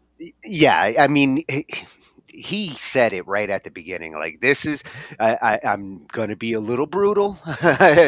It's hard to give reality, to bring reality to a dreamer, and not dissuade him, which I don't feel like he did there. Like Right. he gave him the hard facts. And 16 years old, like he said, it's good that you're starting to think of this, but don't be impatient. Mhm. Be realistic and consider the reasons why you think you should do, like, coming to America because of pop or R&B. That would not be the reason why I'd feel like I have to go make my music in America. I mean, a That lot of it, I think, those genres work anywhere. yeah. And the other thing, the one thing I would have liked to have seen is just a little bit of a nudge towards some of the free software that you can get out there. Again, we don't know if the person who wrote to him has a computer or a phone, but they were able to send a text right in the first place. So they either have a phone or a computer, so they could do something like BandLab. They could do something like, they could get some kind of free software if software was the impediment. And then Yeah. there's a lot of YouTube videos that they've gone over many times that can teach you how to do basic things in the software to get yourself going. So you don't need a big studio, you don't need a recording contract, you don't need a recording deal to get your ideas into a form and start practicing using the skills, honing your skills as a recording engineer, mixing engineer, mastering engineer. Get all those things together bit by bit. Yeah, and I feel he was being a little gentle there, because given what this kid was saying he wanted to do, and then saying I don't have an editor to to make this music, well, then you can't really make music if you can't edit it. Mm-hmm. Yeah, I think a lot of people still have the impression or the idea that the way that a recording contract would work is that you could just be hanging out outside and just singing as you're walking down the street, and some record producer was driving by with his window open and he's like, "Stop the car!" and like jumps out and says, "You get in! You're coming with me to Hollywood! Like, come on right now!" Like they think that that's how it works, and so they just it's like, "Where is that guy? Where is that car driving by with the window down?" So but that's not how it works. I mean, it might happen that way, but that's not like a plan. I mean. I wonder if that's actually ever happened like that way for anybody. There's a lot of elbow grease and work that has to get put in before you even get the attention of those kinds of guys. Now, one thing I will say, They don't just pull up on the side of the road and like, here's a record contract. right? But one thing that you do see stories about are things like somebody who became a famous singer who started out at the beginning, they were just like sweeping floors at the studio, and somebody for some reason, like somebody was there and they heard him sing, or some singer didn't show up, and so they decided they had him sit in or whatever. By some chance, like he was there doing something, just doing his job, and gets pulled in, sings, and all of a sudden becomes a sensation because he just has that natural gift and it's in the right place at the right time. I do believe that can happen. If you are working it wherever you are, you're in the right place at the right time. That Those opportunities that can record exec might see you playing that guitar like on the side of the building, and he might hear what he wants to hear, and at that point it's about right time and right place. Mm-hmm. Yep, exactly. And that's where, again, not that that's a plan, but it is the type of thing where if you put yourself into the situations where those kinds of things can happen to you, you're making it a lot easier than if you're just in your house talking online about how you'd like for somebody to come whisk you away and take you somewhere else. Like, not that that's what he was saying, but it's more about putting in the time, putting in the effort, getting something in the field, immersing yourself again in the subject that you're interested in. Yeah, and in the case of this writer who wrote to him in this, 16, you've Yeah. got time. Oh yeah. You have plenty of time. Very rare that you're going to see a 16-year-old like hit the big time, because there's still a lot to learn, and Yep. you have to be a savant, which we did an episode about that last month. And Yep. maybe if you're that like one in a like billion out there that who could actually already have all that talent at 16. Yeah. And sometimes it comes down to inspiration, whether it's talent. Sometimes it has more to do with inspiration, where at 16, like they tell you, write about what you know. And at 16, you might not have done a whole lot, just in terms of, you haven't lived that long, you haven't gone, traveling around Europe on your own, and like, there's things that you haven't done. So those kinds of life experiences can very much change your perspective and how your music comes out of you. So living, don't be afraid to go live some life while you're doing the music. That's where the experience actually comes from. Right. Living. Yeah, and then writing about what you know, because now you know some things to write about. Like, you could tell a story in a song about, when you visited Chile. Maybe you visited Chile last year. I don't know. I didn't. I was here, in New Jersey. But I mean, I could just hop on a plane and go somewhere, and that's the kind of thing that we'll be doing more of some point. Yeah, and if you happen to be like a 16-year-old songwriter, the one thing that you can embrace is writing is a lot easier. I feel when you are young and kind of what's the word? No inhibitions. A young songwriter sometimes doesn't have to struggle to say what they want to say, or like sometimes it really just comes out and it like an explosion. Yeah. As you get older and you try to be more meticulous with the songwriting, sometimes you get snagged on like the messaging or what you're trying to play. So if you are young, embrace that in your songwriting and use it while you're still young. Indeed. And it might actually shape your possibilities as you get older. And don't forget to live some life in there while you're doing it. Yeah. So songwriting is something that's more natural for a musician than learning an instrument. Learning an instrument, you actually got to put some work into, like, sometimes the instrument might be natural. You might be a natural at it, but it still takes you getting to know the instrument. That takes time. Yeah. But your ability to actually write a song, if you're naturally inclined to like recognize the power of a hook and saying the right line at the right time, what makes great songs, if you're naturally inclined to it, that's not something that has to take a lot of time. That's just something you get better as you do it more. Exactly. And again, you got to get yourself into the music in some way, make it happen. Like if you don't have instruments at the house and you have to make something happen, it doesn't have to be a fancy instrument, but there are ways to get something going. Like you said, if you have ideas, you could sing them into your phone, you could get a little tape recorder. I mean, there's all kinds of different ways that you could make something happen, even with the most minimal amount of equipment. Even the musicians who are just like grabbing sound effects and little clips and mashing them all together, that's music making.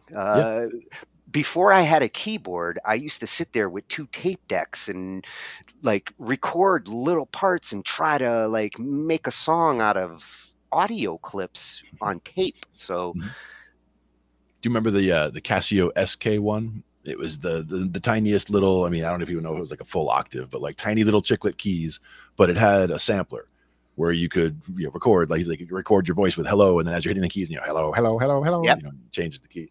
But if you just made a tap, like if I started recording and it would basically auto record and then it would stop as soon as there's silence. So I would auto record and just tap it like with a drumstick or with a finger. And you would think it would just be one impact that you would hear, but the sound was more like when you let air out of a balloon. Like you start playing that note high, it's like wee. It's like it does not transpose very cleanly, especially back then. I had the Radio Shack knockoff of that Casio. Yeah, but that was fun. That was like one of my early experiences with samplers. Like, and now you get looper pedals that make it so much easier. Where just having one, even that you have 2 controllable loops, just makes so much easier to be able to build things that you can go back and forth with, like things like that.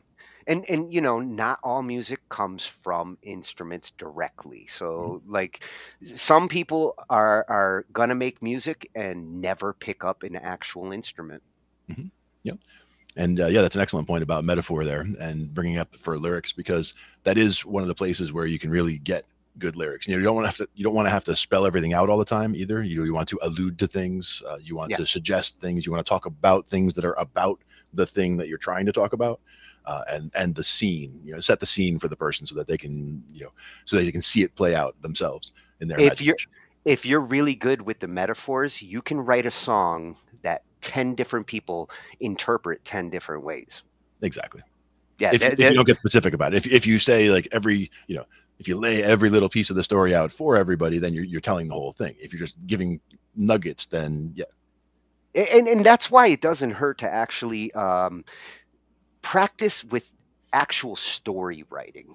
Yeah. If you are a lyricist, or you want to write better words in your songs, Mhm. try just writing words like you're writing a story for homework for your English project. Try doing some like storytelling in writing, and then translate it into the way you do it in lyrics. Yeah, exactly. Having an idea for the story, at least like kind of storyboarding it out while you're working on the lyrics themselves, because then the words can kind of drop in and fill in the parts that you need. And not everything has to be strict rhyming, not everything has to be perfectly lined up. There are definitely some for me it's things like Grateful Dead songs. There are some songs where the lyrics are just insane, and it's they're not trying to like shoehorn things in to make things fit or make things rhyme necessarily, but it's just the way that they come out. And I think a lot of that was Robert Hunter writing for the lyrics. But it's amazing the way that you look at all the things and the way the storytelling goes in a lot of the songs that they do, even cover songs they do. And just so much good stuff from all the lyrics that I see, or all the writing that I see from Have all you the have lyrics. you ever tested your lyrics on like other musicians and say, "Here's the words that I'm writing. What do you interpret?" In some cases, again, I don't do a lot of writing, but I do have a couple of songs that I've put parts together for, and I've started to bring them together and try to just work out just a basic chord structure for it. Like I know what kind of a progression I wanted to do, but I was having trouble finding a rhythm that kind of works for the song. But it was like the one was coming out as a country song, and like I had no intention of writing a country song, but just the way it And feels when none you of us do. We might do it by accident, but none of yeah, us intentionally write a country song. it just started, and it's not about a truck or anything like that, but it started coming out feeling like a country song. So I just had to figure out like maybe I should figure out how to play it in a country style first, and then it'll probably feel right. So that's one where the song probably isn't ready yet to be fully written, but it's more that the lyrics, it's the story's already being established, and so it's kind of rattling around in my head, and then lyrics can kind of fall into that so that they can come out at other points, just kind of working on whatever. Yeah, in the case of lyrics, my biggest concern is, are the verses as cohesive as the choruses? Am I consistently explaining or telling the story that I'm trying to, or is it convoluted? Like, there's some songs where it's like, oh, I understand what they're saying in the verses, but the chorus doesn't make sense, or Mhm. or vice versa. Usually, it's the chorus makes sense, and the verses, it's like, I feel like I'm listening to a different character. Mm-hmm. Yep.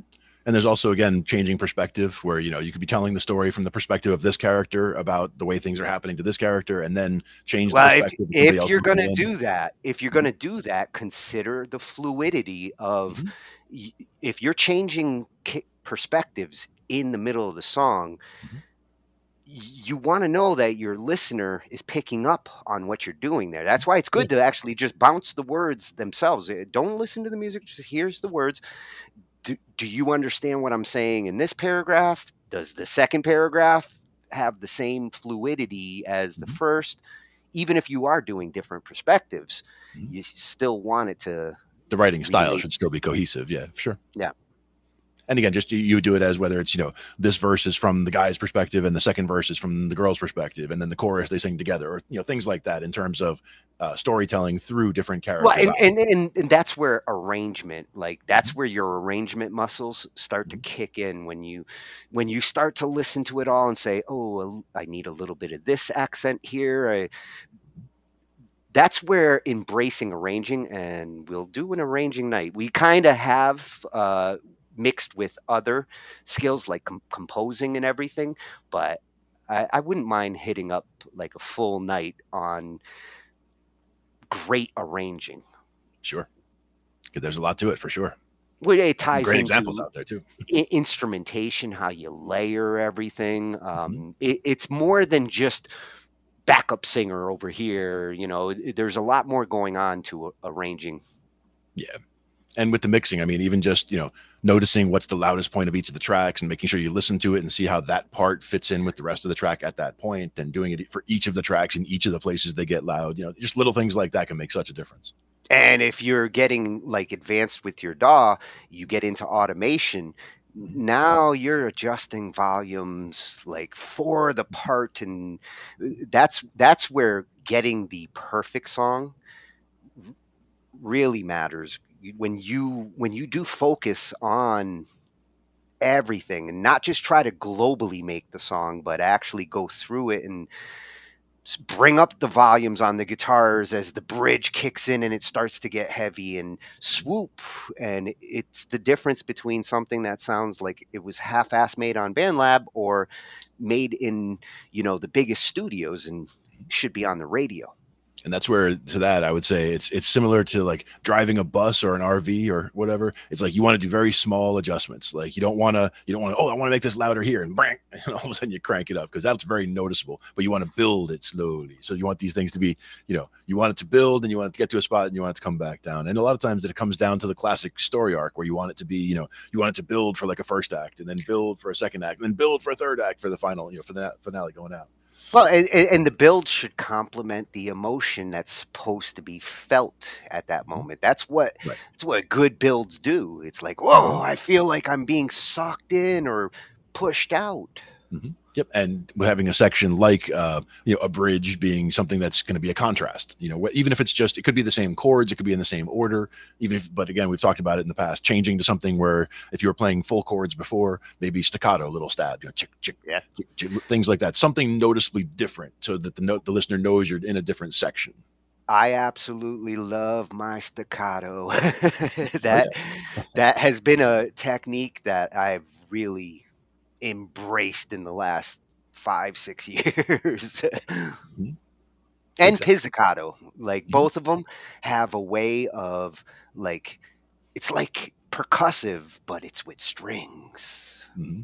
I like a mix sometimes where, like, for strings, how strings a lot of times there'll be like a build where there's nothing on the front end, but then it kind of swells to the sound of the strings. But I like kind of a percussive front to it, so I'd like to have something like it could even be pizzicato strings or something where it's just something sharp, A little pluck.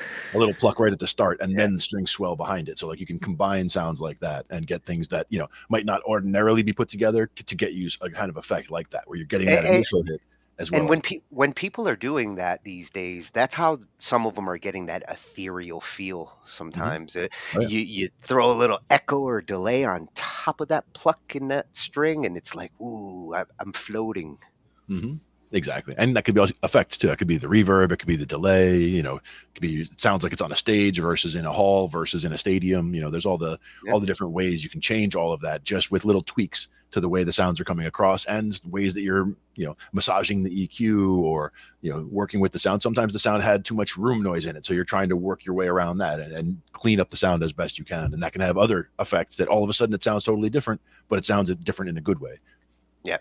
Yeah, we'll have to do another effects night. We did one last year, and it was primarily on reverb and delay. But I think effects 2.0, the cool effects, the other ones. The others. Well, I'd like to like go into things like flange and phaser and Sure. the modulators. Mm-hmm. I'll break out the still right there, the line 6. The Pod Plus that I have on the floor there, because it's basically one of those that you have the 4 separate patches that are just A, B, C, D, but you can go to the different banks and you can they're all preset, so that the AC/DC sounding one, they call it DC/AC, and there's a Led Zeppelin one that's probably called Zed-Leplin or whatever. They have different ones so that you can just kind of hit a preset real quick and it'll sound like the tone that they have in a particular song. And I've never actually used that on stage, but it's one of the things that I do see people bringing, just an all-in-one pedal like that and just doing their whole thing. On stage, I think that's the preferred choice, is something that's nice and solid, that's not going to break on stage and has everything you need, because you don't want to. The guys who do have the 19 pedals like your bass buddy, that's a lot to rely on on stage. It's a lot of points of failure in a chain like that, because you've got the power supply trying to power that many pedals. You've got every single one of those is a point of failure because every one of them is plugged in somehow or has a battery in it, which I couldn't even imagine the nightmare of maintaining a fleet of batteries for something like that. So it's all got to be powered, of course. But I mean, even like the whole bottom section, like on the third row of pedals on the on the bottom right, he's got it with a control board where it basically controls 6 of the other pedals that are all dialed into certain settings. Because he's he's playing in an 80s band, so he's got to be able to do like synth sounds, and he's got to have a sound that goes like the wah wah wah wah wah wah wah wah wah kind of a sound going on. So Yeah, I like he has that a bunch of effect stuff too. that he needs to be able to get to. Yeah, that one's fun, but you got to get the timing just right. Like for the tap tempo on that, that's really tricky because you got to get that tap tempo just right. Because if you're not locked in with the drummer on that tap tempo, the whole thing's all shot. So you have to then play it by hand, and you end up burning your 2 fingers out, just going. Well, and a lot of people throw delay on and don't think about like the actual BPM of the song, and they don't synchronize their delay to the song. And when you do that, the listener can hear that things are not aligned, and like the delay does not complement the rhythm. Exactly. And that's where, I've even heard, big time stadium bands, they're out there and they're doing a live loop, for example, with a guitar, and they'll do something. And then as they're going on, the loop wasn't quite the right timing. So it's going to start falling off. Like it starts getting further ahead or further behind because the timing wasn't quite locked in, or the drummer didn't hear it or whatever. In some way, it's just like, because sometimes that extra effect in the loop is just like a pew, like a one sound, like that's just, comes in periodically, but it's not coming in at the right place every time. It's like, it's fading further away. Yep. It happens. Effects Night 2 is coming, folks. Loops are fun. Ange loves and loops. I'll probably find some. some videos on that under Adams. Yeah. I have a fun one for that one. That would be was it?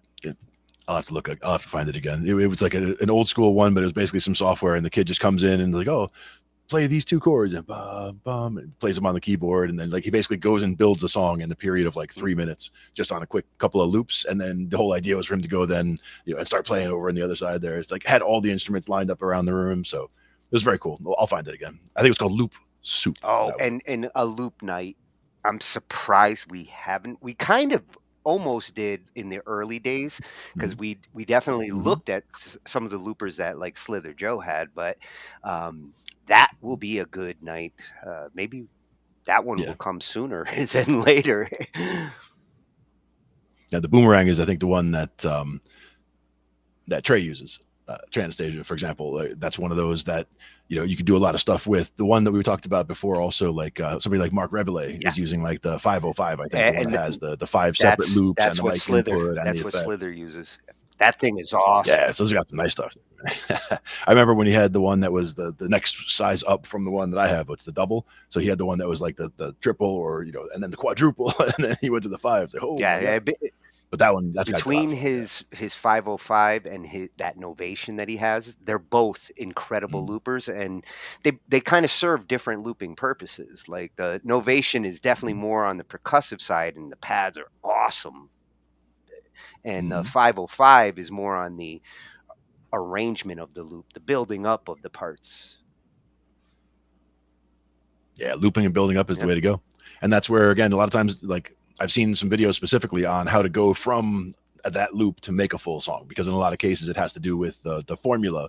And it doesn't have to be, of course, every song's not going to be the same, but the idea of, a verse, a chorus, a verse, whether you're going to go, a bridge, pre-chorus, all those kinds of things, the mechanics of different parts of songs, understanding when you're going to do changes and what kinds of change you're going to make. That kind of thing is kind of important. But just starting with chunks is definitely important, and getting loops and starting with that, like, okay, that could be the verse on this one, and then you build another loop later, and okay, that could be like a bridge that'll go with that. You find ways to get different parts of songs to kind of Lego block Playing together. With the looper will help you with your arranging skills. your arranging muscle will grow 3 times bigger, like the Grinch. Well, it's also especially good for soloing, because basically you could do a backing track. You can just, in a few seconds, you could make a little 4-chord or 3-chord, whatever, make a little loop on the looper, and then just solo over that. And if you do a very simple solo at the beginning, or a secondary rhythm guitar, for example, over. You can build as many layers as you want to get like a nice little bed to then just solo over, where you can just go nuts for forever because they're backing you Or up if the whole you're a time. vocalist, you can totally acapella it yourself. Yeah, Have a absolutely. lot Like of just fun talking. with that. Oh, I would love to see Ange on a looper and turn her into a chorus. Yeah, exactly. Skip to the loop. So thank you, Adam. For any of you out there that are looking for more information on the music scene and getting into it and good, real advice, Adam Ivy, great place where you will not get bullshitted. And actually, the next two are kind of the same. These are all YouTubers who tell it like it is. It's great that they're covering some of this topic because none of them are bullshitters when it comes to the realities of work in the music industry. Mm-hmm. Yeah, Damian Keys was another one that we found, I think, on that composing night. Mm-hmm. And him and one of the Adams definitely came in on the same night for that topic. So it's kind of ironic that they're also back to back here. Mm-hmm. Indeed. But this one's at Damian Keys over on YouTube, and he's going to talk about how to get a job in the music industry. And 2023, not much different. Not a lot's changed yet. Some of it is starting to change. The AI stuff we were talking about, the possibilities there, and some of these newer jobs in the music industry might be more relevant in 2024. But generally, like, you want to work in the music industry, not a lot's changed over the last 20, 30 years. Mm-hmm. But things are going to change very quickly. It's good to know when they do. Mm-hmm. Well, let's see. How do we get a job in the music industry? This is a Toyota Corolla, and also it's my rental car for the next couple of days. But how do I get from this to having a music career? Let's go find out. So how do I get from Toyota Corolla to career in the music industry in less than 10 minutes? Well, come with me, because this week I hired a new full-time member of staff. It's become very clear to me that as I deal with more labels and more artists, I needed another pair of hands, and I needed a specialist. And what dawned on me was, whilst I was going through the process, it's the same thing every single time. And it doesn't matter whether you want a publishing deal or what a live agent, or whether you want to work a live agency, or you want to be a session musician. It's always the same process. And you can't just ask to be let in, which is ironic because the amount of people that just email and ask to be let in. Oh, I saw that job advert and I'd love to give it a go. Now, I understand how that could help you, but how that possibly help me? So I want to look at the process and how this can help you get a job in the music industry. And then I promise I will get back to the Toyota Corolla. So I put a job ad out, including on my socials, and I got over 500 applications in 3 days. A huge supply and demand issue. So many people for one job. Now, am I going to go through in detail 500 job applications? No, of course not. I've got to start whittling it down. So I'm looking for any reason at all to start getting rid of people. Number one, spelling. If you cannot spell my name right, I know it's not the most normal name, but if you can't spell my name right, your attention to detail is not there, you are in the bin. If you cannot put a cover letter in with your application, then you couldn't be bothered, then therefore it goes in the bin. Because I'm trying to whittle this down fast, I'm looking for any reason to get rid. Oh, you're not in the right time zone. Okay, well, that isn't going to work for me. Oh, you don't have the right experience. Well, that doesn't work for me. You don't seem to have enough skill. That doesn't work to me. Your grammar doesn't look very, very good. Well, you should have got it checked. That doesn't work for me. Now, from 500, the first thing is I get it down to about 10 people. Do I want to interview 10 people?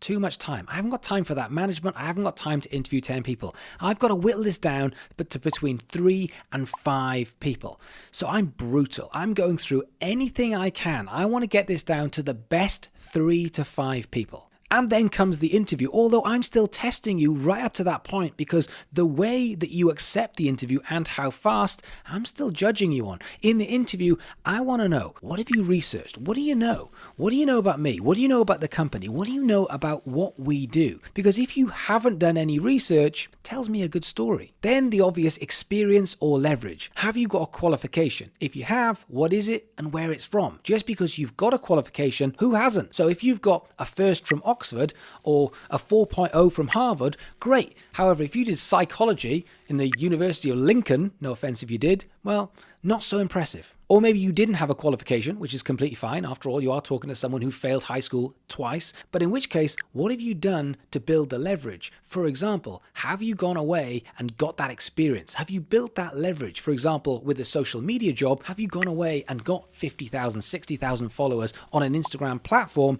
that shows me that you know what you're doing? Now, it's fair to say that I have done my fair share of interviews and my fair share of auditions. In fact, whilst I was setting up the music university and also my management company, I have auditioned thousands of musicians. Now, first thing is, I'll give you a song to play. Am I seeing how that song sounds? Yes, but that's one of many things. I want to see the way it sounds. I want to see the way you've learned it. I want to see the authority in your playing. But then there's so many other aspects. I'm also judging you on your gear. I'm judging you on your personality. Can you sing? Can you drive? Can you play some piano? Do you play any extra guitar? Do you know how to set up a PA? All of these things go into whether you're going to work for me or whether you're not. It's all of the extras. For example, when someone comes in and instead of having learned a song, they learned the entire set, brownie points. Anyway, so going back to this job process, a couple of days in, I get an email from this guy who says, I'd love the opportunity. The problem is how am I supposed to get the experience unless someone like you gives me that opportunity, gives me that chance, and gives me a job? And this is where things get really brutal. Same as everyone else. You have to go and build your own leverage. And I know it's tough, but it's not up to someone to give you the opportunity to build the experience. It's up to you.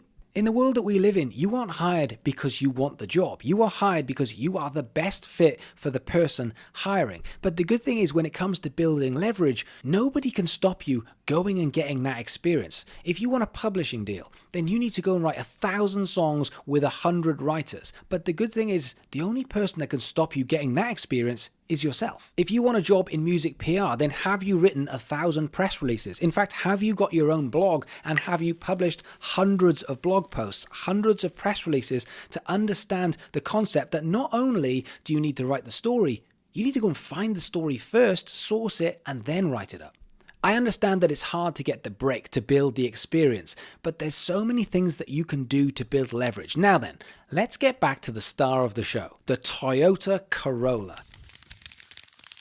Now, did you know that last year Toyota sold 50 million of these cars? To put that into perspective, that is more than the entire population of Spain. Now that is so impressive, but what are your thoughts when I say the Toyota Corolla? Mine is it alright? It's not exactly a Bugatti, is it? It's not Ferrari, but it is comfortable and reliable and dependable and affordable and lots of other words that end in -able.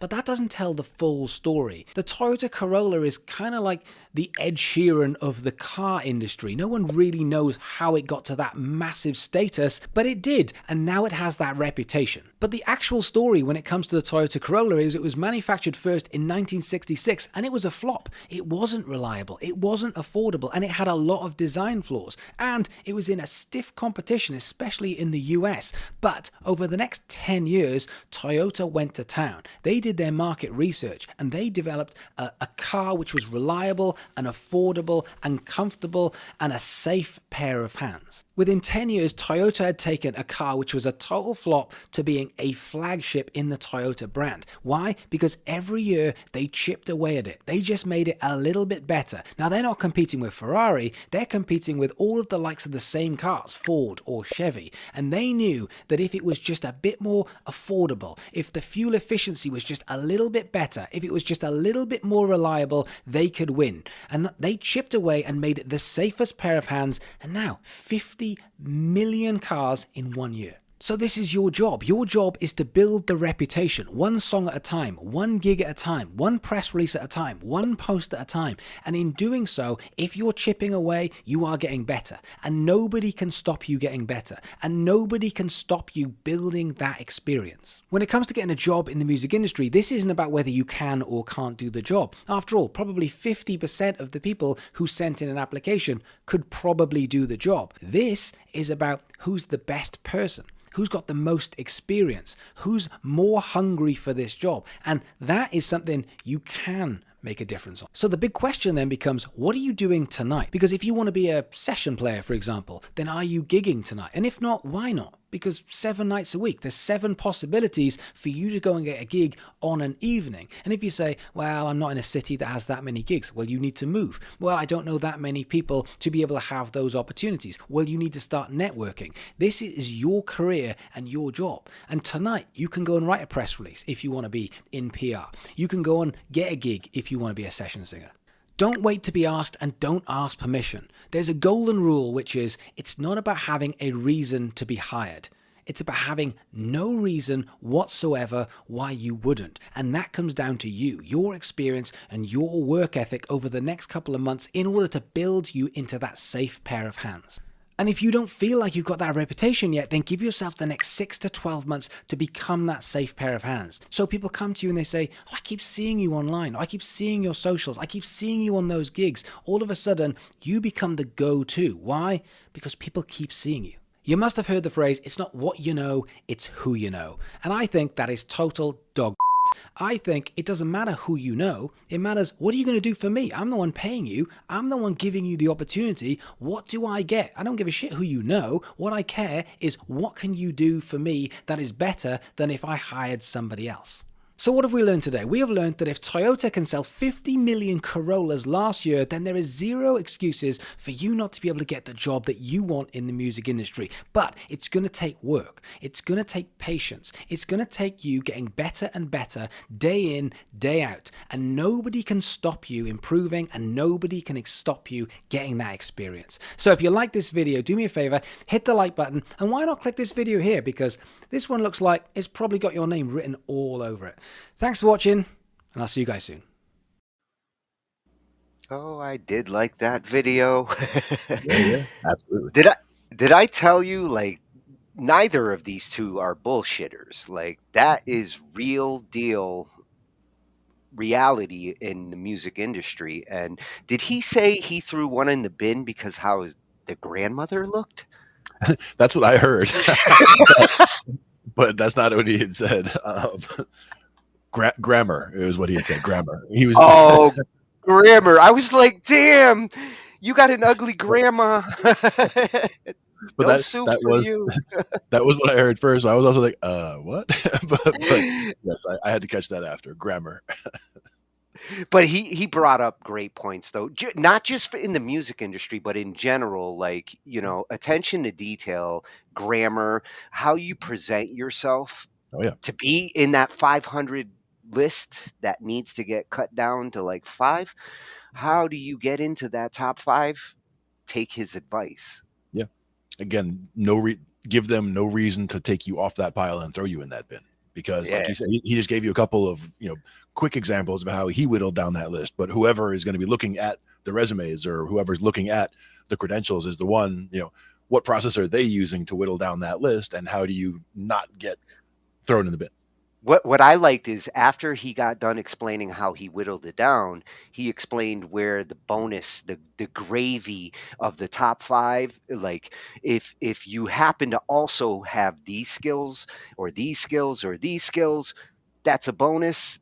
Glenn, you're hired. Like, you actually had all those skills. I was like, damn. That was a good list he had. Yeah, he hit some good ones. Oh, and Ange, you probably got a job too. Oh yeah. And that's the thing is, building those skills and acquiring the skills by doing things over the years. That's the way to do it. That's the way you get good at things. Observing the way people do things, and that's something also that comes back to the troubleshooting and the way that I do things. I listen more than I speak a lot of the time, and I observe. I pay attention to things. Like I know how things are done, so when I see somebody doing something, I know how they do it. But I see little nuances of how they do it to see if there are improvements that I could do to make the way I do it better. Yeah, And I'm not afraid to adjust my ways of doing things. Simplify the process. Like I'm always not to say I'm looking for shortcuts. I'm looking for efficiency. Efficiency, exactly. Not wasting time, not wasting effort. Finding a better way to do things is always nice to find. And that's the thing is, like, I had a coworker at one point who she would tease me because I had my my coffee ritual, because I mean, we would go for coffee, 6 times a day or whatever, and it's just right down the hall or whatever. But she would see me make a cup of coffee 6 times a day, and it was always pretty much like the same process. And so she would like say, oh, it's his ritual with coffee, and it's like I'm just opening it, putting more coffee in and then closing it. And it's not anything specific, but it's just when you find the right way to do something, or the way the right way, and the way that works best for you, you tend to do it that way until you see a reason to do it a different way, right? Or in the case of the coffee taste the way you like it, because my brother's the same way. He has a ritual, and he likes his coffee very balanced. It's like if I make it, he'll dump that shit out and make another pot because it's it's not made right. Yeah, didn't do it right. Yeah. Well, And I like it strong, so like I'll just pour it in. Nice. Yeah, I had a friend who was a Navy guy, and he would talk about when he was on the submarine, like they would have coffee that was sitting on the back burner cooking for like a day and a half or whatever. You pour it in the cup, and you got to use scissors to like cut the. It's like I will still drink it. It's not my first choice, but I don't let coffee go to waste. I mean, yeah, coffee's good for sure. I'm a big fan. And when it comes to like these tech jobs and all these things we're talking about, I couldn't have done them without like Maxwell House. Thank you. Exactly. Now and thank you, Damien. Damien Keys. That again, awesome advice. Straightforward from both of them. Exactly. And now let's take it outside. Well, yeah, like the busking. I never knew the term. When I heard it this week, I kind of knew it, but I didn't know like that's what it was until Angie explained it to me. She's like, "Yes, that's the guitarist with the hat out in the street." I'm like, "Oh." Exactly. And one of the little things that popped up on Angie's one of Angie's videos there was like, I had a good day the other day. I found a hat full of money on the street, and then some guy was running around with a guitar. Yeah. And his monkey was pissed off at me. And this is the Adam Daly one, right? Yeah. I would totally want to be that. Like in the old days, I'd want to be that guy that has like the bass drum on his back and cymbals on his feet and a little monkey with the one-man band. The one-man band or the organ grinder. There you go. Oh, the accordion guys? Yeah. You could do that. It's basically like a piano. Yeah, but I can't break up it's why I can't play drums, because if I'm doing this, then I can't think of anything else at the same time. My brain starts to go nuts. If I can tap naturally with my feet while I play, but if I'm trying to do some like progressive thing with my feet, like those guys, while I'm playing an accordion or doing that, brain cells explode.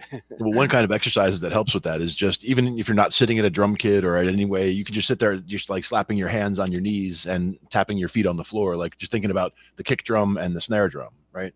And if you just start there with like your right foot is going to be the kick drum, like if you play drums, like a righty would, you're using the right foot for the kick drum, let's say, and you're using the left foot for the hi-hat.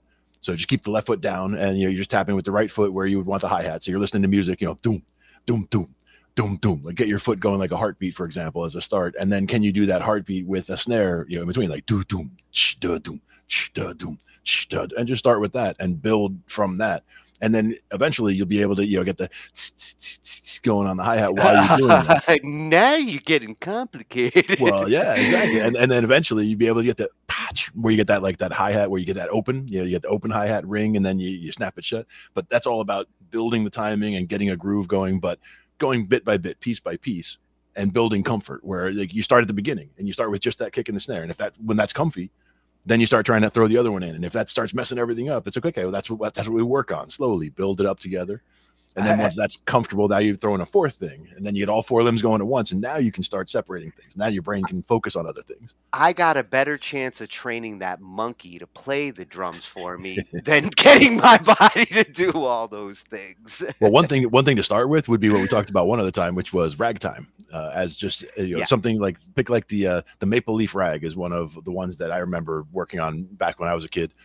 But something like that, just the timing on being able to break up the hands like that and getting the rhythm like that to feel natural is something that takes a lot of practice, but it's something good to work on for that reason. And that's the style I'm really focused on to get my left right bounce. Yeah. Like going the rhythm between the left and right hands and the counter bouncing.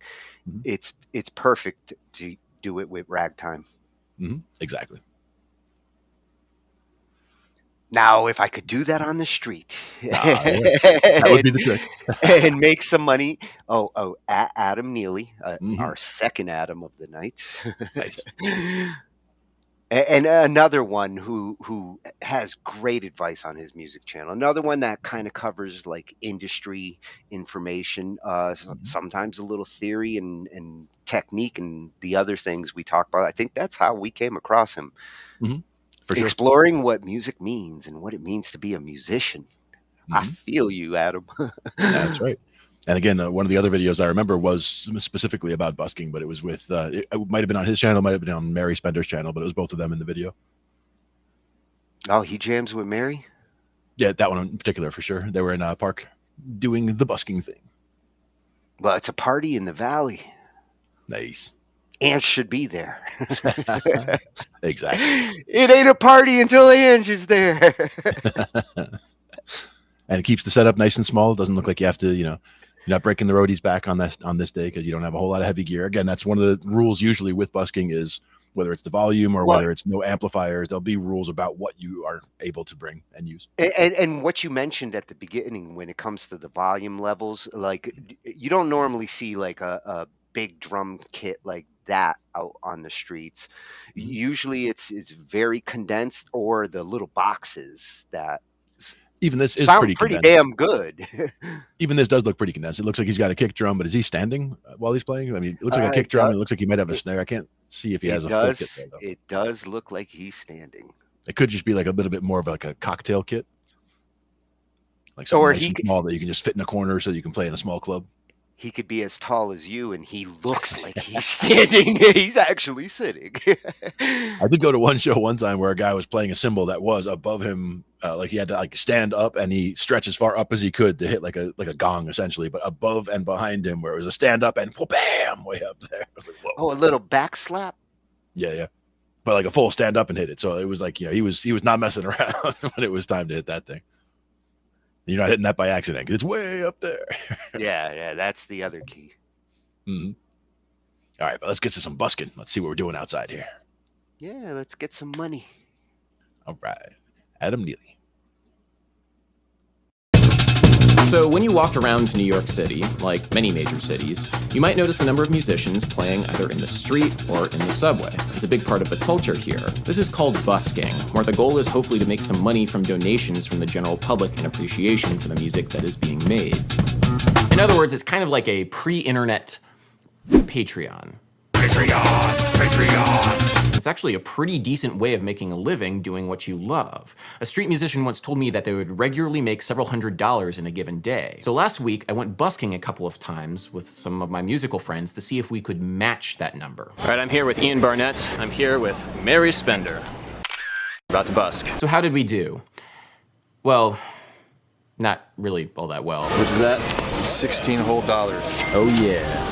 I just quit my job. How quickly they have fallen. Quite humbling indeed. 9, $14.55. We had to split this cash 2 ways, so yeah, we didn't really even make minimum wage for an hour's worth of work. We didn't do so well. Why might that be? Could we just not be good musicians? How long can I do this? That's entirely possible, but I think there's a little bit more to the craft of busking besides just showing up and expecting people to pay you. I decided to talk to my friend Matt for pointers. He plays trumpet in the band Too Many Zoos, a band that got started busking in New York City. I figured if anybody would know how to busk, it would be him. I think the biggest tip that I would give to anyone who's starting to play in the subway or on the street is to just do it as much as you humanly can. The more you do it, the more people know you. The more you do it, the easier it becomes. Like if you watch Twitch at all and you see these streamers, it's like the reason of their success comes from consistency and doing it every day, no matter what, all day, every day. It's such a grind, man. And also being polite, just kind of respecting the code, the way things go down there. Giving respect, you deserve it back. I think our game plan right now is that there's this festival thing that's happening in Union Square, and we're gonna post up somewhere, and hopefully nobody kicks us out. You know, typically what will happen is the cops will come up to you and say, hey, do you guys have a permit? And if you don't, they'll ask you to leave. And if you do, they'll be like, all right, cool. You know, without a permit, you can't use amplification. Hello. You know, and it's not to say that you can't perform without a permit, because we performed without a permit for years. You're more likely to face police or MTA employees that will stop you just without having a permit. Take one. Take one. Why am I doing this? I'm joking. This is very enjoyable.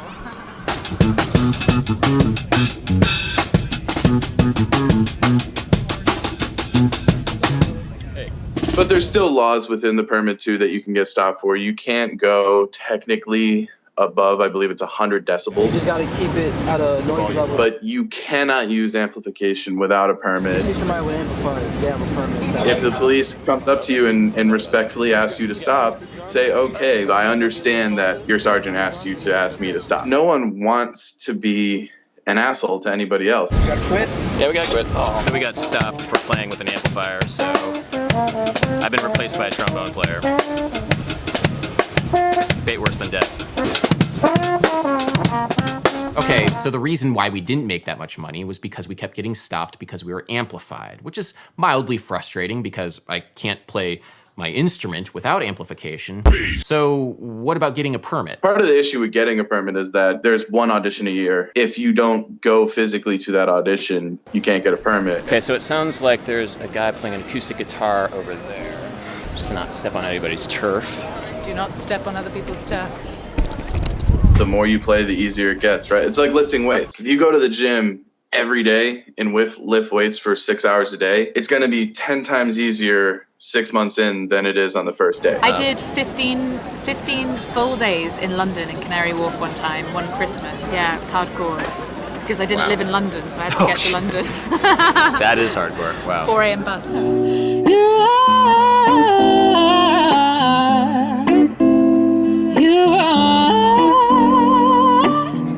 In 2007, the Washington Post devised a busking experiment with world-renowned classical violinist Joshua Bell. At the time, his solo recitals were selling for $100 a ticket, but the Washington Post would put him in the middle of the Washington Metro during rush hour to see if anybody would stop their busy commute to listen to a virtuoso play. In a banal setting at an inconvenient time, would beauty transcend?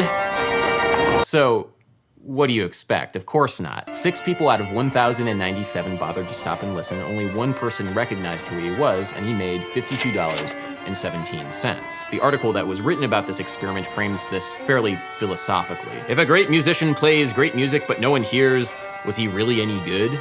The story of how nobody stopped to listen to Joshua Bell has been reworked a bunch of times into "we live in a society" parables. That violinist? Albert I mean Joshua Bell. But the original article is actually quite good. It won a Pulitzer Prize after all. However, I think there was a glaring omission in the article. Nobody bothered to interview actual street musicians for whom this sort of experience is a daily reality.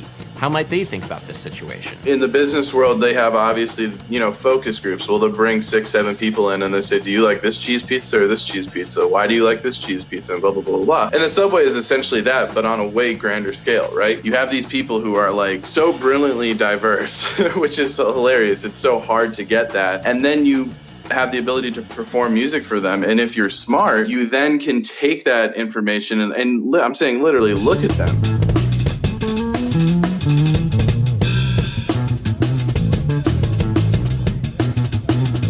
When you're playing on a stage, especially the bigger stages, it's harder to gauge like, oh, these people really like this thing individually. So for us, we would play certain things, and I think all of us were really observant to the crowd and saying, oh, they love this part. They absolutely love this part. Let's do that more. Or they did not like this song. People left during this song. Let's just cut that song out. This is what the city of New York likes or dislikes. And they're really, really honest about it.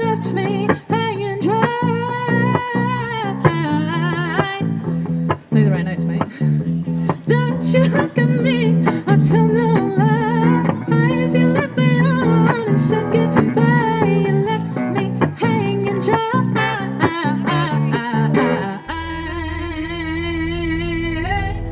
I hate buskers. I don't care who they are. I hate coming up the escalator at the metro into a wall of amplified music that makes me cringe and that I can't escape. I hate the fact that the noise is so loud that I can't speak with my traveling companion or hear the music of my choice, which is already playing in my earphones. I hate the fact that my taxpayer dollars are supporting this harassment because some pretentious idiot decided that the unwashed masses should be forcibly exposed to his choice of music. There's a time and place for everything. If Joshua Bell was playing on my porch at 2 a.m., I would call the police.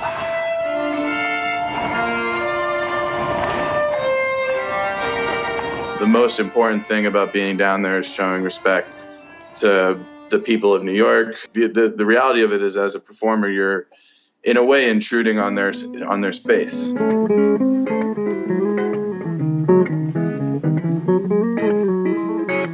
When you're on a stage, you don't have to worry about this sort of thing because people presumably have come to see you play. But when you're busking, you're demanding the attention of people that might not be willing or able to give you any attention. When Joshua Bell is on a stage, he is creating art, but when he is down in the Washington Metro, he is a salesman. Salesman of a pretty amazing product, his violin playing. Seriously, check him out if you don't know who he is. But he's a salesman nonetheless. Our £1 coins are coins, not notes in England. So if someone throws in any coins, they are weighted down because otherwise it will blow away. There was a guy who just put in like 4 pennies, and those 4 pennies were worth like more than everything else because they weighted all the notes down. So I was like, thank you, guy. Also, when I've been busking before, I've never had anyone join me. Yeah. That was so cool. When you saw him sat over there with his saxophone out. Yeah. His saxophone was out. He was so ready. So there is totally, for us at least, a way that we used to do breaking, which was like, we had a 9-minute 3-song set that we would play for 9 minutes, and this crowd will build and the crowd will build. You have to stop at a certain point because there'll be 100, 200 people standing there. And if they don't leave, no one else new will come. It's like you want to fill the glass up all the way to the brim and then be like, and stop. You know, we could play for an hour and a half, but we've now made this into this really condensed 9-minute action-packed set. Each 9 minutes that goes by means a new set of people. Cycling those people in and out of there to get more exposure, to get more cameras on you, to get more money in the bucket. If one person stands there, they might give you $20, but they're not going to give you $20 twice or 3 times, no matter who it is. So Joshua Bell, virtuoso as he is, does not have the same skill set that seasoned buskers have. People who, 1, have the stamina to grind for hours and hours on end, 2, know how to judge audience reactions in real time and play music according to those reactions, and 3, know how to time sets perfectly with an eye towards making the most money for the longest period of time. The beauty of the Subway, man, is like, it's paid rehearsal. Dude, for the first 3 years as a band, we never had a rehearsal. We went down and just improvised. Take advantage of it, man. I always make sure that I have a wall behind me so that no one can like creep. But I did used to busk for hours and hours and hours and hours in the same place because sometimes I would get paid to busk too by councils. Is that a thing?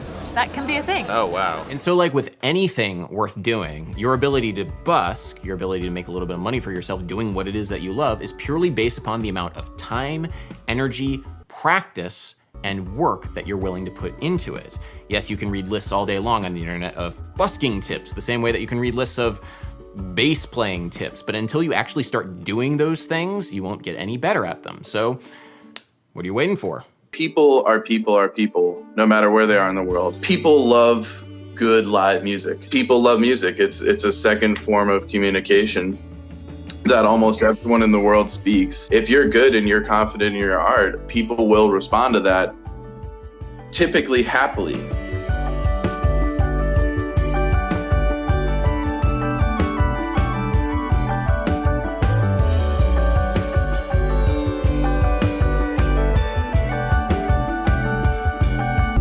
Peace! Peace. It is pronounced bass. I Yes, thought that you is one said of the videos I was peace. talking about. Well, his shirt said bass, for sure.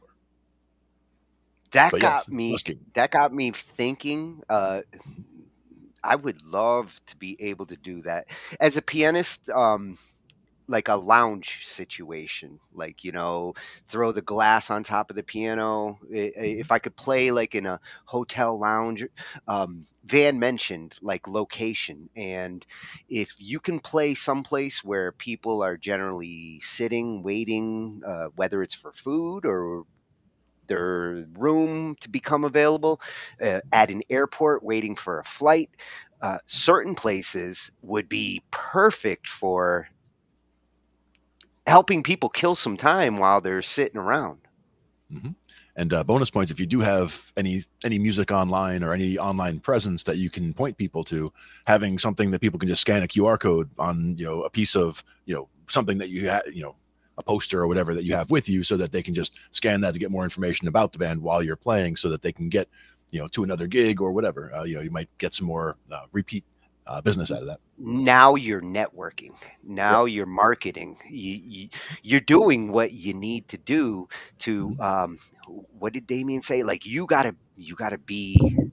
They need to see you, and they need to see you again, and see you all over the place to start to recognize you. And that's one way of doing it, especially in your local area. Exactly. Good stuff. And And I and really you enjoyed know, playing too. His bass playing is awesome, and I love Mary's singing and her guitar playing. That was that was part that I saw from the other video. That was, I think, more of just a smaller chunk or a smaller cut of the busking experience. yeah, and one thing that you don't usually see electric instruments out on the street because it's hard to find plugs, or in some cases you got to bring a lot of batteries, which Glenn doesn't like. Not a lot of Uh, batteries, but one story that it did remind me of is I was commuting. acoustic though. Tell Mhm. me, acoustic does not like make more sense. If Acoustic I is what was it going to should be. even try to do this, Yep. acoustic, people are less likely to be like, it's too loud. Well, that's the thing, is it wouldn't be too loud. Like, I don't think it would be possible to play acoustic too loud, because like they were saying 100 decibels. 100 decibels is loud. And if you could play an acoustic guitar at 100 decibels, I'd be impressed. Like, you'd be like screaming the vocals without amplification to try to get to 100 decibels. But You at the could same play time, that you wouldn't be could very play pleasant. trumpets. You could play trumpets pretty Yeah. damn close. You could, yeah. That's what I'm saying, is instruments like that for sure. But if we're talking about playing a guitar, acoustic guitar or acoustic bass, like he was saying his bass he couldn't play because he doesn't have an amplifier, or without using an amplifier. But you can get an acoustic bass. It looks like a big fat guitar, uses bass Oh, strings. in that situation, I'd want an upright, man. I'd want to Yeah. look like the Well, cool bassist. there's yes, I would want an upright, but there's no, I would not want to try to carry an upright into or through the subway. There's I that. I So, know, I if you're know. playing in the subway. But the one of the things that I mean, when I used to work in the city, because I worked in New York City for several years in a couple different places. But one of the things I loved was when they would do live music, that would sometimes be like a full orchestra or whatever. They would set up outside and play on. I think it was over on Madison Ave, but basically in the summertime they would have music, so that when you're walking around lunchtime to go get some food, there's just beautiful music over here, like right over by one of the That subway terminals. that's what I was thinking with the location. Like if I'm in the middle of like Central Park in New York during lunch, where like I got an hour Mhm. and I can sit on a bench where some people are playing like some classical music over there. Yep. That's the bench I want to sit on. Exactly. And when it comes to, you don't need amplification, because if you can sing and you can sing at a volume where you'd be able to like sing on a stage, for example, and fill the theater. Because like, I mean, I know that I have a voice that booms. Not everybody has, the ability to project their voice quite as powerfully, but, I could easily sing at a very loud volume in a place like, anywhere, like outside or in a subway or whatever. And in a subway, there's special acoustics. That's another thing to mention, is the way the echoes come in, because you're surrounded, you're in a little tunnel, Yeah. It, Yeah, it, yeah. The subway actually gives you a kind of cool reverb that if you use. Yep. And I'd said that a few times. I'd heard people playing, and I would have loved to have heard like certain Pink Floyd song. Like there's a probably Us and Them, the sax solo in Us and Them. If I heard somebody playing that, like I would 100% like go over, stop, and leave a fat tip for them playing something like that, because that's just such a beautiful. So you have left tips to buskers. Oh, for sure. Yeah, yeah. And that's the thing is, again, I was working in New York City, so I would come through there all the time. And there was that, but there was also a guy who came through on the subway, like on the actual subway car. He came through there with a Stratocaster, and he's playing, and he had a speaker that was literally just a little square speaker like this hanging from his belt, battery pack, but it's like, a 9-volt or whatever, like one battery in this tiny little speaker, but it was hanging off his belt while he plays the guitar here. And he had a little, like a pail, like making a sandcastle, like a little kid's bucket hanging from the headstock for people to put dollars in as he's playing. And he just walked his way through, didn't say anything, didn't sing, just kind of went through playing on some songs as he's going by with his little speaker. And people, would either drop some money in or just completely ignore him, because it is New York City. So a lot of people do just completely go about their day. Well, yeah, if you are in the subway or on the sidewalks, a lot of those people are like, I'm late for work. So it's not always the best location. Traffic is good if you can get them to stop, but if you can't get them to stop, like he was saying, or the strategy they had for recycling, like play 9-minute sets, that was great advice right there. For genius. If I was trying to like maximize my whole day in a scenario like that, that's how you break up sets. Mm-hmm. And like somebody is saying, an airport, that's a great idea. Whether the airport is the specific spot for it, I don't know, but something like an airport where people are captive audience for a little while. But you would have to get a permit to like go play inside an airport, because if the airport says we don't want none of this, it's not like you're going to bring your instruments in and start doing it. And the airport's not like dealing with the cops out on the street. Like how about just a vocal arrangement? That cop doesn't want to stop that musician from doing what they're doing. Do it all vocal. They have to. Everybody just goes in and sings, so nobody has to carry anything. Barbershop style. There you go. That was huge back in the 50s. There probably were barbershop buskers. Sure, absolutely. Now I think we have time for one more. Yes, our final one for tonight is a compliment to what we've looked at. If you just happen to love music and you're not necessarily a musician, but you want to work in the music industry, I felt this was a good question to ask. Yeah. Absolutely, a good compliment to the other material. A freshy channel at Roadtrip Nation. Wondering what to do with your life. Awesome pitch. Adventurous. Yeah. Oh, and they're storytellers. Nice. Like you said, This new is channel. 5 jobs for people who love music besides musicians. Because we know the musicians love the music. All right, so let's see what we have here. Do you love music, but maybe don't feel totally sure that you could become a full-time musician? Keep your day job. It's good advice.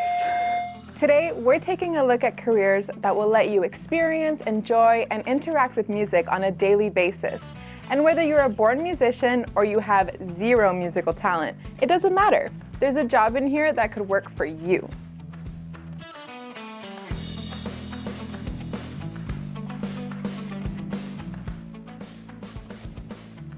That's right, we're kicking things off with a job that I bet you musicians have never considered. Every industry needs specialists, and musician David Schatz used his passion and knowledge to find a really cool musical niche in the world of insurance. We went to a music festival that David Schatz did the insurance for, and it was a lot of fun. My name is David Schatz. I am the Vice President at Ascend Insurance Brokerage. We work directly with the entertainment industry. We work with music venues, music festivals, touring artists, event safety, event security companies, television and film. We're kind of the premier agency in that space. What is your favorite thing about what you do?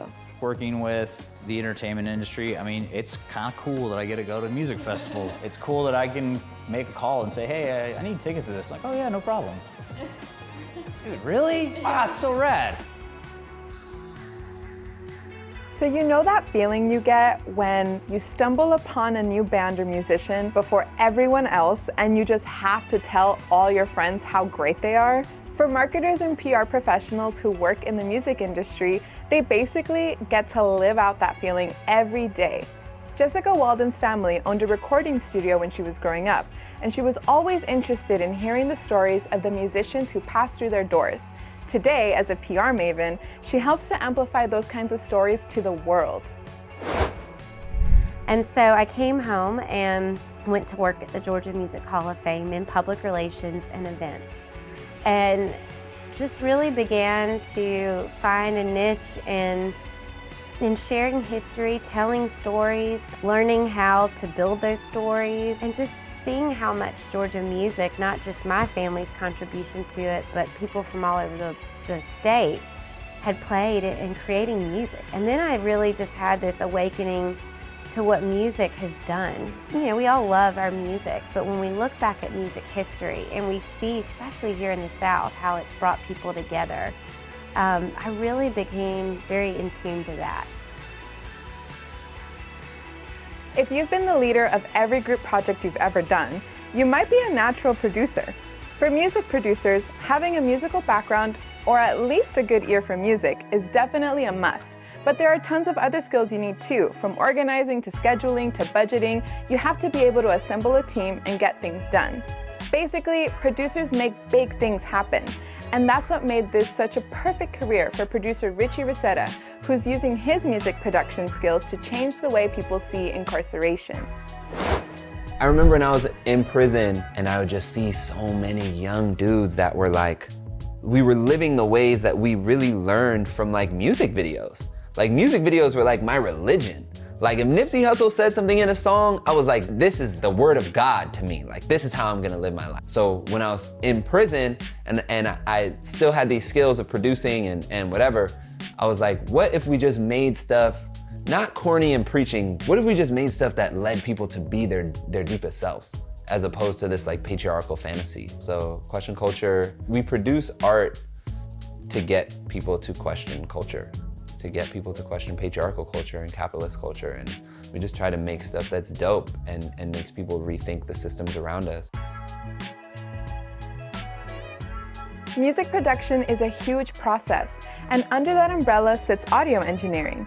Audio engineers work with artists and producers to record and refine the technical side of their sound. And going beyond music, audio engineers can work on any sound-based medium, like audiobooks or podcasts, which is why this career is projected to grow much faster than average in the next few years. So we get a lot of vocalists, producers, guitar players, stuff like that, and mainly my days are just coming in here, recording, tracking, mixing, mastering, stuff like that. I've always had a love for making music. I started with, when I was like 10 or something, and I got my first guitar. Started playing guitar, and then later on in high school, I had a friend that made beats. And I kind of learned or saw the production side of things, and it's kind of a little bit more behind the scenes. And I was like, oh, that's really cool, and so I got software on my computer, started making beats, and really enjoyed it, and figured, hey, maybe this could be a career. Rather than producing songs or albums, concert and event producers work with artists to create amazing experiences for their fans, from shows to festivals to classes and more. If you organize all the jam sessions with your band, or even if you're just the natural event planner in your friend group, this could be the field for you. I'm the executive director of Jazz St. Louis, and Jazz St. Louis is a not-for-profit jazz presenting and education organization. So we have concerts, but we also have education and outreach programs that reach over 11,000 students every year. I always loved music. It was something that I saw I was good at and something that I really enjoyed. And the things that I enjoyed about it were working with the team, and I enjoyed the camaraderie. I enjoyed loading the buses, making sure that everything was taken care of. If I've given somebody something that really moved them or really influenced them, made them think, made them happy, then that's good. I don't have to be the person on stage doing that, but what I'm doing makes that happen. Like Gene said, you don't have to be on stage to help people experience the joy of music. Hopefully this video helped you see that there are plenty of careers where you can carve out a space for yourself and your passion for music. Basically, you can keep playing, practicing, and listening to music to your heart's desire, and keep your pretty cool day job. Sounds like a win-win. To explore more careers you may have never considered, make sure to like this video and subscribe to our channel.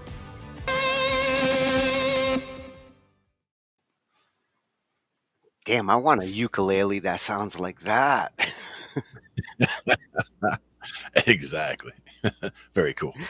Oh, and yes, and exactly. Learning by doing covers is very helpful. That's one of the things about, instead of trying to just step right in and write a masterpiece of original work, like doing some covers to get yourself comfortable with the nuts and bolts of whatever you're using to try to, whatever you're using as an interface, whatever you're using as a DAW, getting all that stuff ironed out. Study songwriters and their techniques if you want to have some of your own.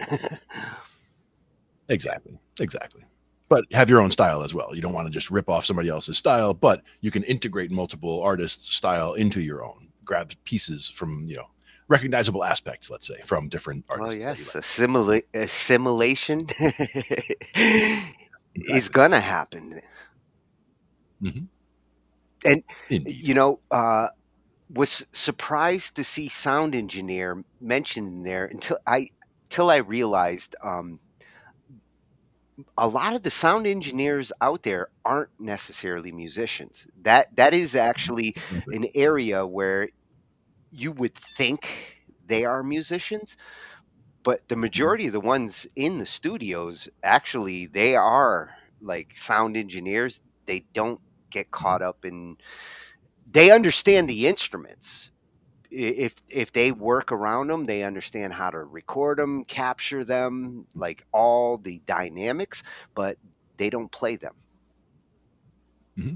And that's the thing, is that, some do, some don't. And it is one of the key ways that somebody who is not a musician themselves, as long as they have a good ear, that's one of the big things. Because if you're going to be a sound engineer, a mixing engineer, any of those kinds of things, you really do need to be able to hear and differentiate between the different instruments or the different tracks that you're listening to.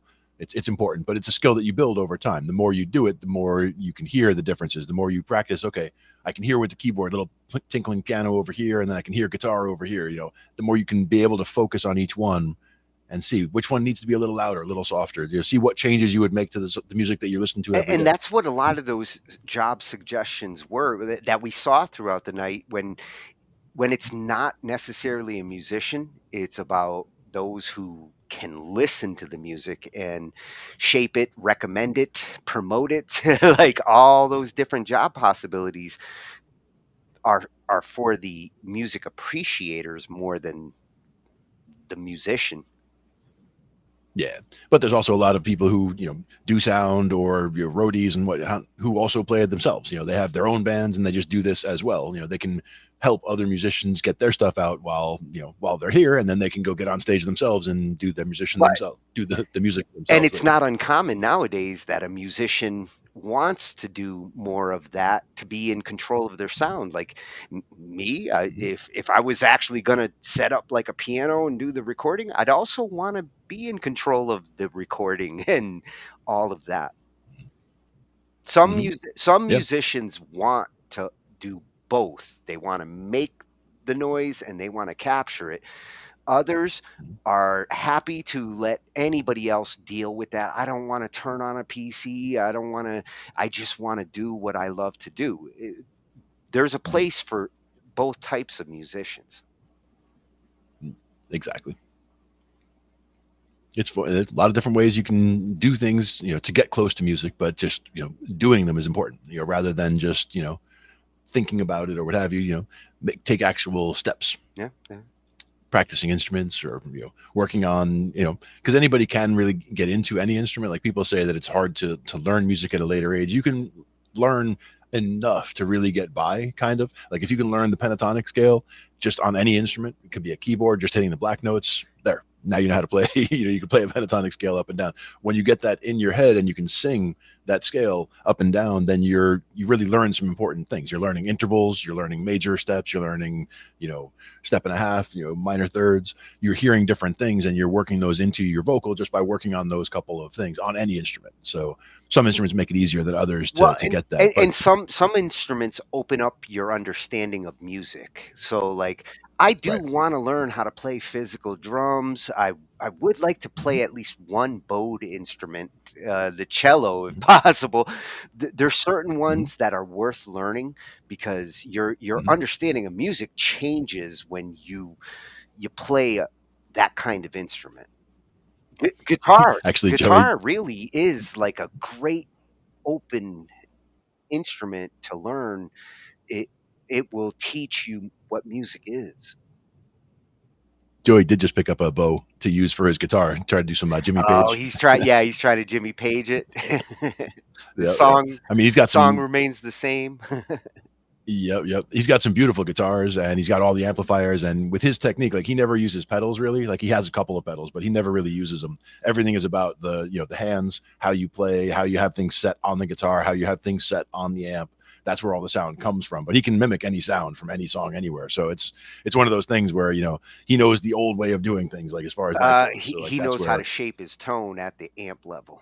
yeah, exactly. Yeah, at the guitar, the amp, and at the fingers and the pick, like all of it kind of adds together to make all that work. But yeah, it's part of the If you style. can do it there, you can save yourself a shit ton of money on pedals that you don't really need sometimes. Yeah, absolutely. But there are some songs where like we'd love to do them at the open jams that we do, but it's more of a 2-guitar song, or it's a song that should have guitar and keys, for example. There's a number of songs that they would love to do that are one of those two categories, but rather than try to grab somebody random and see if they happen to know that song, we'll save that for days. We have another bass player who can come in to play with us in the band, and he actually has a very floaty Grateful Dead style, which is very cool. So we can I've started throwing some Grateful Dead stuff on their homework list. So we're going to start doing some of A that. bass player, depending on the tone, can sound like a rhythm guitarist. So Yeah, that was fun on Tuesday. A guy who was a bass player asked me to play with them, and he wanted me to basically play low end and play a bass part, a simple bass part on the low end, while he was playing more melody on another bass. And we had a guitar player and I think a keyboard player and a drummer as well. So it was fun because like I just had him start us off, so that he'd like wind us up. So he just started something and it happened to be in D, which is good because on a 5-string bass I can get down to that low D and stay way out. And I'm good with D. D is a scale that like most musicians won't fight you. Yeah, not a bad one at all. So yeah, we did a just open jam in D or whatever. So we just started onto something and just kicked right into it and ran for like 9 minutes on that, and then we changed to a different thing, and the crowd loved it. So it was one of those things where I would not normally get up there and have 2 bass players on stage, and even the guy who was running the jam was like, "Oh, this is a first, having 2 bass players on stage at at the jam over here." And and it worked out, which is good because it could also turn into a train wreck where both guys just try to play the same bass line and it doesn't work out because that's not the idea. But since he asked me to come up there, like he just wanted me to do the low end stuff, and he was going to basically be playing a guitar part, like a soloing guitar part with some rhythm as well, up higher on the bass, and it worked out perfectly. So it was fun. In those open mics, have you ever seen people throw donations into? Not usually. I did actually. So busking and open mics isn't a thing. Two different things. Yeah. The open mics, it's more that they have the venue there. Sometimes the venue is paying a sound guy and paying somebody, an organizer, to run the open mic, basically. And in some cases, it's they put out a list, and everybody, as they show up, they sign up, and when they go up on stage, they get 15 minutes on the clock. Once they're all ready to go. And for the band, the open mic is an opportunity for exposure for the band. Exactly. For the and just to get up on stage, club, even if it's not it's entertainment that they don't have to pay a band.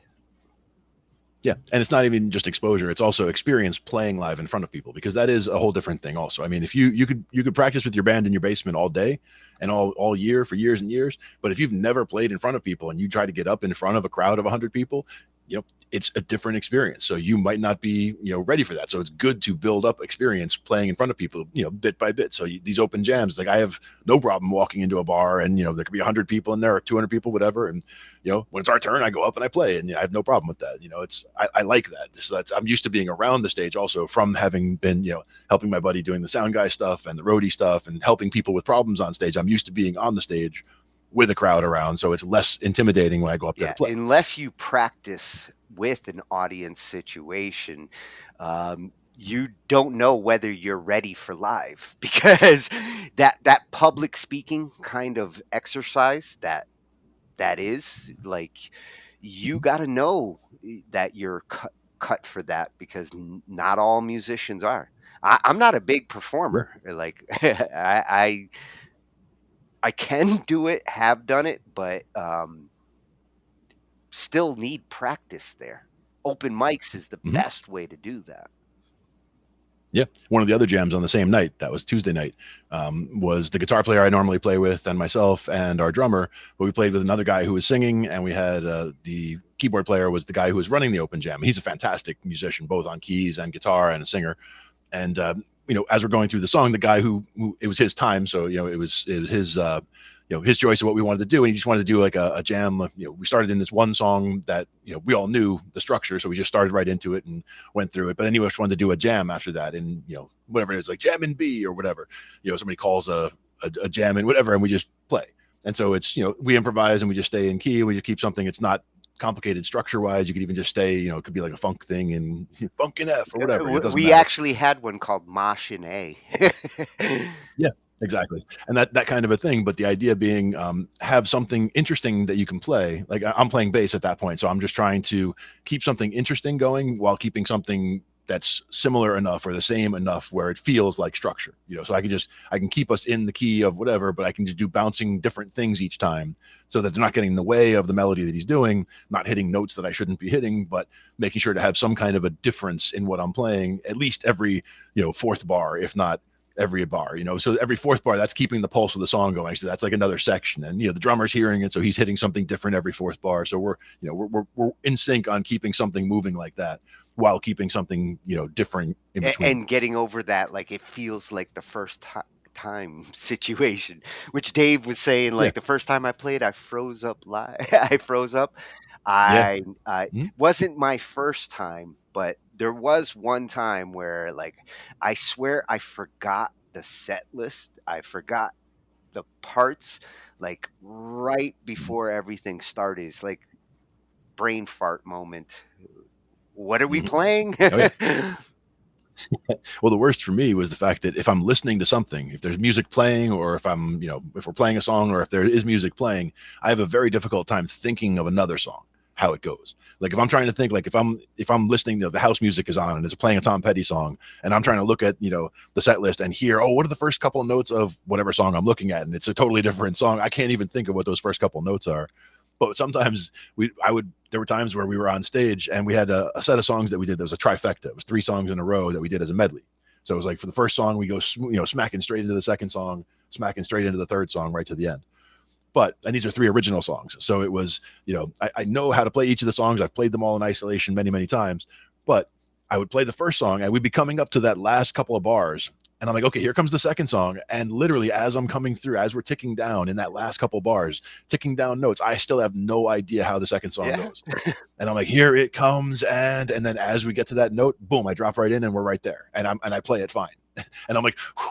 But every single time it's like, I'm coming up to that last 5 seconds is kind of a nail biter, because it's like, I have no idea if I know the song or not until we get to that That's last. why I don't like to think too much when I'm playing, because if you're in sync with the other members, if they're going to hit a note, even if at that moment you don't remember which note you're supposed to hit, following them is kind of easy. Like what if you're with the right bandmates? But if if me, I'm I'm kind of playing by myself and I'm thinking like, oh, I'm going into this, I'm going into that, and I start pre-thinking what I'm supposed to do ahead of time, it fucks me up like what I'm doing yeah, oh yeah, in the moment. it messes up a lot of people. Same thing with if somebody had to like lean over and tell you something like, "Oh, we're gonna skip the next song," or "Next after this, we're gonna do whatever."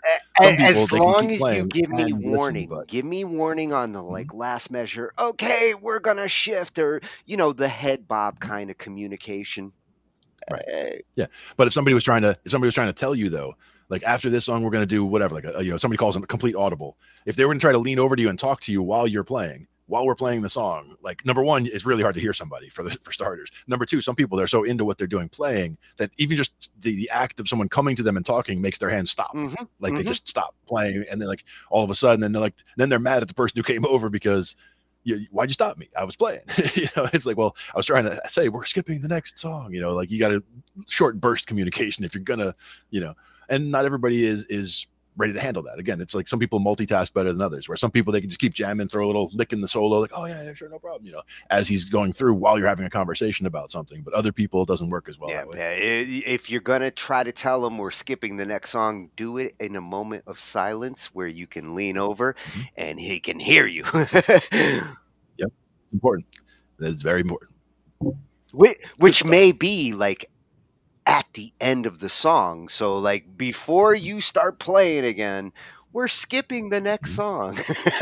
Yeah. And the head bob is big, and that's one of the things. Like me as a bass player, a lot of times I've got a foot going usually, and I keep a head bounce going. But like a lot of times for the singer, now I don't necessarily know. It's not my job to cue in the singer, but a lot of times I realize that if I know that the part's coming up where she's supposed to start singing, I'll just kind of give a little, a nod kind of like in her direction without being like a really obvious thing. It's not like I'm going, well, go, but it's more like she sees that is this the time? It's like, yep, now. And then, she knows to go right there. But I don't always send the signal because like the guitar player might be doing a solo. I don't know if he's going around once or twice or wants to go around 4 times. Like we could keep it going. So I'll just keep comping and follow him until I see him kind of look up. And then when he's ready, okay, now, and then it's all kind of one of those things. You'll get the head bobs or you kind of get a feel for that. Me, I have very good peripheral awareness, but I always tend to be watching my hands because like I'm watching my left hand as I'm playing. I'm watching the fretting hand, making sure I'm, playing accurately. I can play without looking, but I'm more prone to actually make a mistake. And if I'm on stage trying to play, I'm trying to be very accurate. So I tend to look on my hand a lot, but I'll see signals even from somebody who like doesn't even realize I can see them at all. Like you could be almost behind me, off to my side.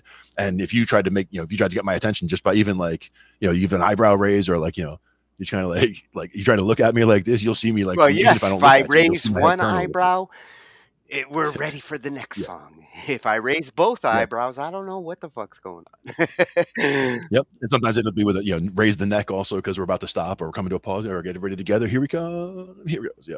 Just seeing all that kind of communication happening. And again, I don't have to be looking at it, but if you were on stage with me, you would know that I got the signal because you would see me react to your signal, even if my eyes don't look right at you. And if I'm shaking my head and my hair's flying around, then we're probably all good. And usually it's like everybody's doing something a little different. Like if it's a build to something, for example, I'll hear that coming also. So I don't even have to see a signal necessarily. I'll hear the change coming or the end coming. And, the fact that other people are signaling each other, we all kind of get the message at the same time, so it all works out well. But yes, communication is key. And having people willing to, not all singers want to be signaled. Like I've had both kinds of singers, the ones who are, they understand like this is the song we're trying to make. And I've had a couple of singers who were like, no, I'm going to make this song this way. And I don't care what you guys do with the parts, like forcing their arrangement into, in some cases, something that was already written. It's like, we did this song with 2 other singers before you. We need you to do the song this way.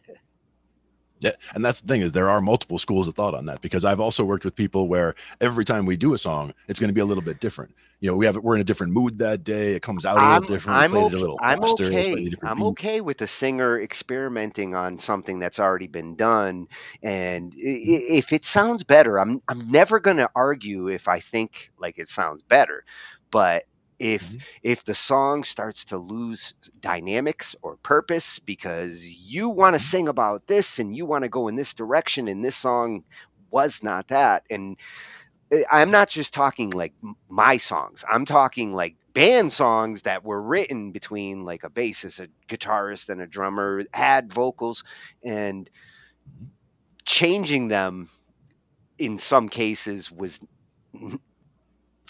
Some singers only know what they know and they can't duplicate. So if they're coming in to replace a singer and they have to sing that material, if they can't change it into their own, they can't sing the song.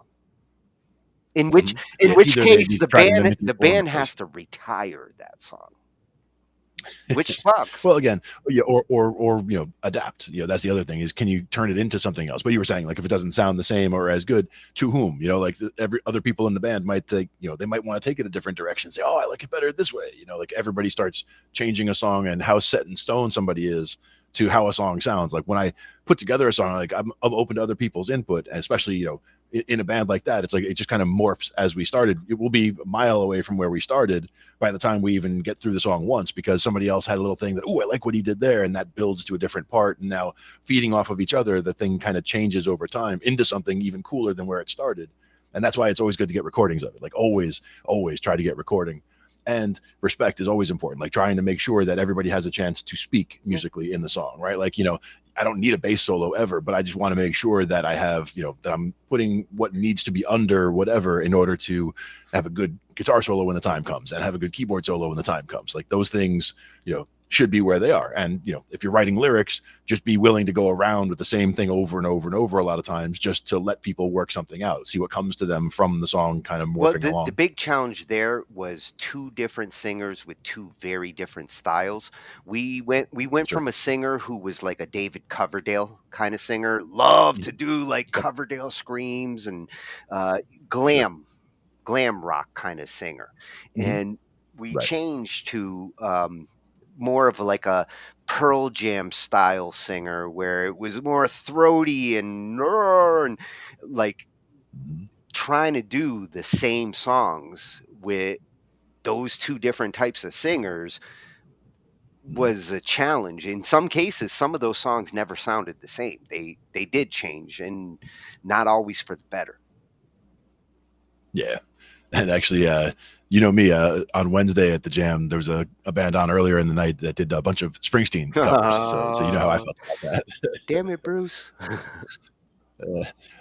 But the covers were good though. I mean, that's the thing is, again, I don't mind them as much as I used to. Let's put it that way. It's one of those things that they've grown on me over time, or at least to the point they don't annoy me. It's the early Springsteen. I loved the 70s. Like he had some fantastic stuff in the 70s. He's got great songwriting. The 80s kind of became cliche, and it does sound like I'm constipated in the USA. Yeah, that kind of forced vocal aspect, I think, is what probably would be my main issue with the sound there. But when somebody else is covering it, they're covering it their own way. Like, again, make the song your own. And, it could be in that style. It can be even, sounding a little like it, as long as it's not completely trying to sound like exactly that. I mean, it can be totally fine. If they can pull elements from him, like the I'm on fire style voice. Exactly. That was what that's like say, yeah. Becoming Elvis. If you can sing like I'm on fire, that has the same kind of smoothness as like an Elvis ballad. Now, what about something like Rosalita? Do you know that one? That was like a faster one. I mean, I'm not a big Springsteen fan, but there are some songs that if I hear him come on, I'm like, that's a good one too. Well, I like that one. Thunder Again, Road. A lot of it just Thunder Road was like one of my for rock, just good upbeat rock with some piano in it, and the sax that he would always throw in. Oh yeah, Clarence. Yeah. Clarence, I think, was my favorite part of his sound. Yeah, definitely. Good stuff there. Don't tell me we're going to have to do a Springsteen night. I'm going to have to drag Glenn in. Oh, don't worry, I won't. Well, a musical analysis night would actually be fun. Sure. That would have a fun topic.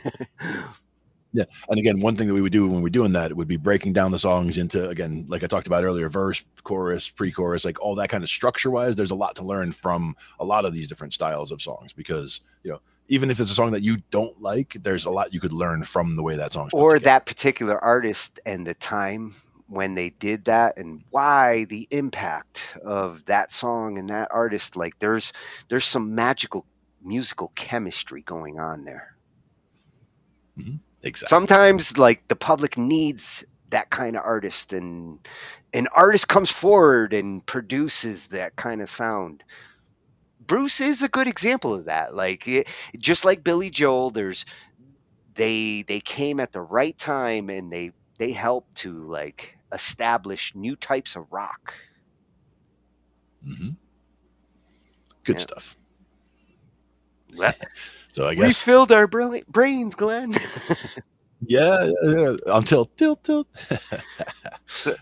ran a little bit late, but that's okay. We can do that anytime we want. Well, and that last one at Roadtrip Nation, loved it. I love the idea of non-musician music jobs. Like it was the perfect choice to sum it up. Yeah. And I have known people who literally they were hanging around the band because they love the music, they love the band, they come out to the every single time there was a gig for some of these bands. Some of these people are regulars where they're there every single time, to be out there dancing and having fun, and they're there to support the band even though they're not themselves Sometimes musicians. they're the So that's ones that become the roadies. Like if that dude's there every show and he's like, "Hey, you need some help with that?" and he starts doing it, you just became a roadie. Yep, it happens all the time. Yeah, in a lot of cases though, like we have a system that we're doing. Like when it's time to pack up the car, it's like we'll take care of that then, because like Mike has it all Jenga'd in where every single millimeter you can't slide a credit card between things when he's got it in there. It's like building the pyramids when he gets that car packed. Yeah, but with if everything. you want to help me carry it to the car, you rock. Yeah. You can come to the after band party. We do joke about that sometimes too, because sometimes it's actually like such a system that we were in that if we didn't personally carry something from the gig out to the car, it's like, oh, what about the power bag? It's like, well, I didn't grab it and he didn't grab it, so I don't know if we have it, but it goes right there in the car, so it should be right there. Or somebody brought it out and just left it off on the side. Like it's almost better for us to do it all ourselves, even when people offer. But it's like it was down to such a system that's like, no, we got this. It's like. And we're gone and we're out. But also most of the people are usually already long gone by the time, because the band has to finish what they're doing, start breaking everything down, get all their stuff out of our way so that we can break down all of our stuff to then get the PA and all the wires and the monitors. We can do some breakdown ahead of time, but we can't really get everything until the band kind of gets out of our way. So we end up being like the first to get there and last to leave a lot of times. And after the show, I was distracted by ladies. I was like, I don't want to carry shit. I played. Come on. Yep. That's right. The musicians always seem to get that, right? They have fun. Our speakers were big back then. It took like 4 people to move some of our speakers. Oh yeah. I mean, even with my bass stack, I mean, it would, I can do it by myself, but it's that 115 cabinet is big and heavy. But we also, even the subs that we use, the ones that fit up in the Mike's car, like in that Jeep, they're very large subwoofers. They're like big cubes and they're quite heavy. But you get used to moving them around, like having a dolly, super helpful. Oh, sometimes people go with a hand truck, but a dolly is big. A dolly is a must-have. 2. But they don't work on stairs, so I mean. Stairs can be a pain. Like sometimes like we have a couple of load-ins where we get the gear out of the car, you start getting up there, and then it's like a flight of like 8 stairs this way and then 10 stairs back that way and then across like a narrow walkway and then in that door, and you're just like, yeah, I seen that. Right, it's gonna be one of those. I seen that like beach resort that you played in, where it was like, oh my god, you got to go up double stairs like that. Double stairs and across a narrow thing to get by the bar where everyone's hanging out already. And it's by the bar, so like trying to bring that shit back, passing the bar. Yep. But again, it's usually like everybody's cleared out by the time we're meaningfully going to move the gear to the car. everybody else is long gone. They've already done last call. They're trying to kick us out at this point. Sometimes we're there past like everybody else trying to get out of there. You don't got to go home, but you got to get your shit out of here. That is one of the songs actually that I made Joey and Cheryl do the one time. We're gonna bring it out again, but it was a Big Al Carson song. It was a blues tune, but it's called "Take Your Drunken Ass Home," and it's one that I really like. It's like a nice, easy, it's easy blues structure, and it's just a fun little jam, and the words are awesome. Dun dun dun dun dun dun dun dun. dun. Take your drunken ass home. Big Al Carson. It's worth looking up. All right. Well, we got to take our asses home, but that was a good. You don't have to go home, but you can't stay here. And if you saw any of these videos, get a job. They're out there. Exactly. I'm gonna get myself one of these. Yeah. I might take. That's what I was looking at, thinking like, damn, there's a few things here I don't mind doing. Closing time. That's right. But thanks everybody for coming out and hanging out with us on a Thursday. Always a pleasure. Come back tomorrow. Andrew's saying she's playing some of the links from tonight, tomorrow 10:30. Yeah, she's cooking something up. I don't know for sure yet, but I'm gonna go check. Yep. So come around tomorrow and check it out. And again, we'll be back next week on Thursday on Talkin Shhh I.T. Glenn and Tony. Thanks everybody. Night, everyone.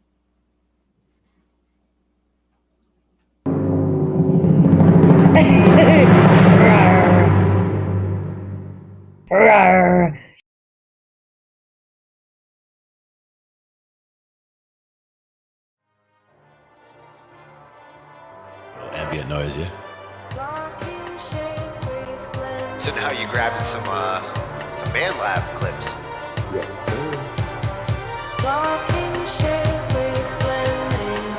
Now for me, that would also be something where I would use like volume automation and like bring that from the bottom, like bring it in and then bring it back out. And these are the kinds of sounds you can stretch.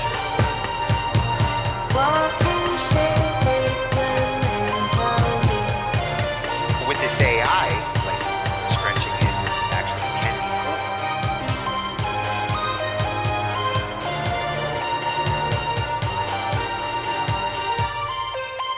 Oh, that was perfect for the interlude too. Ends it right in the right I spot. didn't even notice 40. I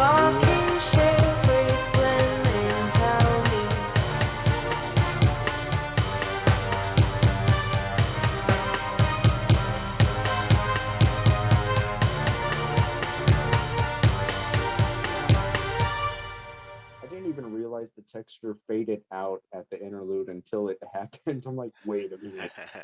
Sometimes you just, it was just meant to be that way.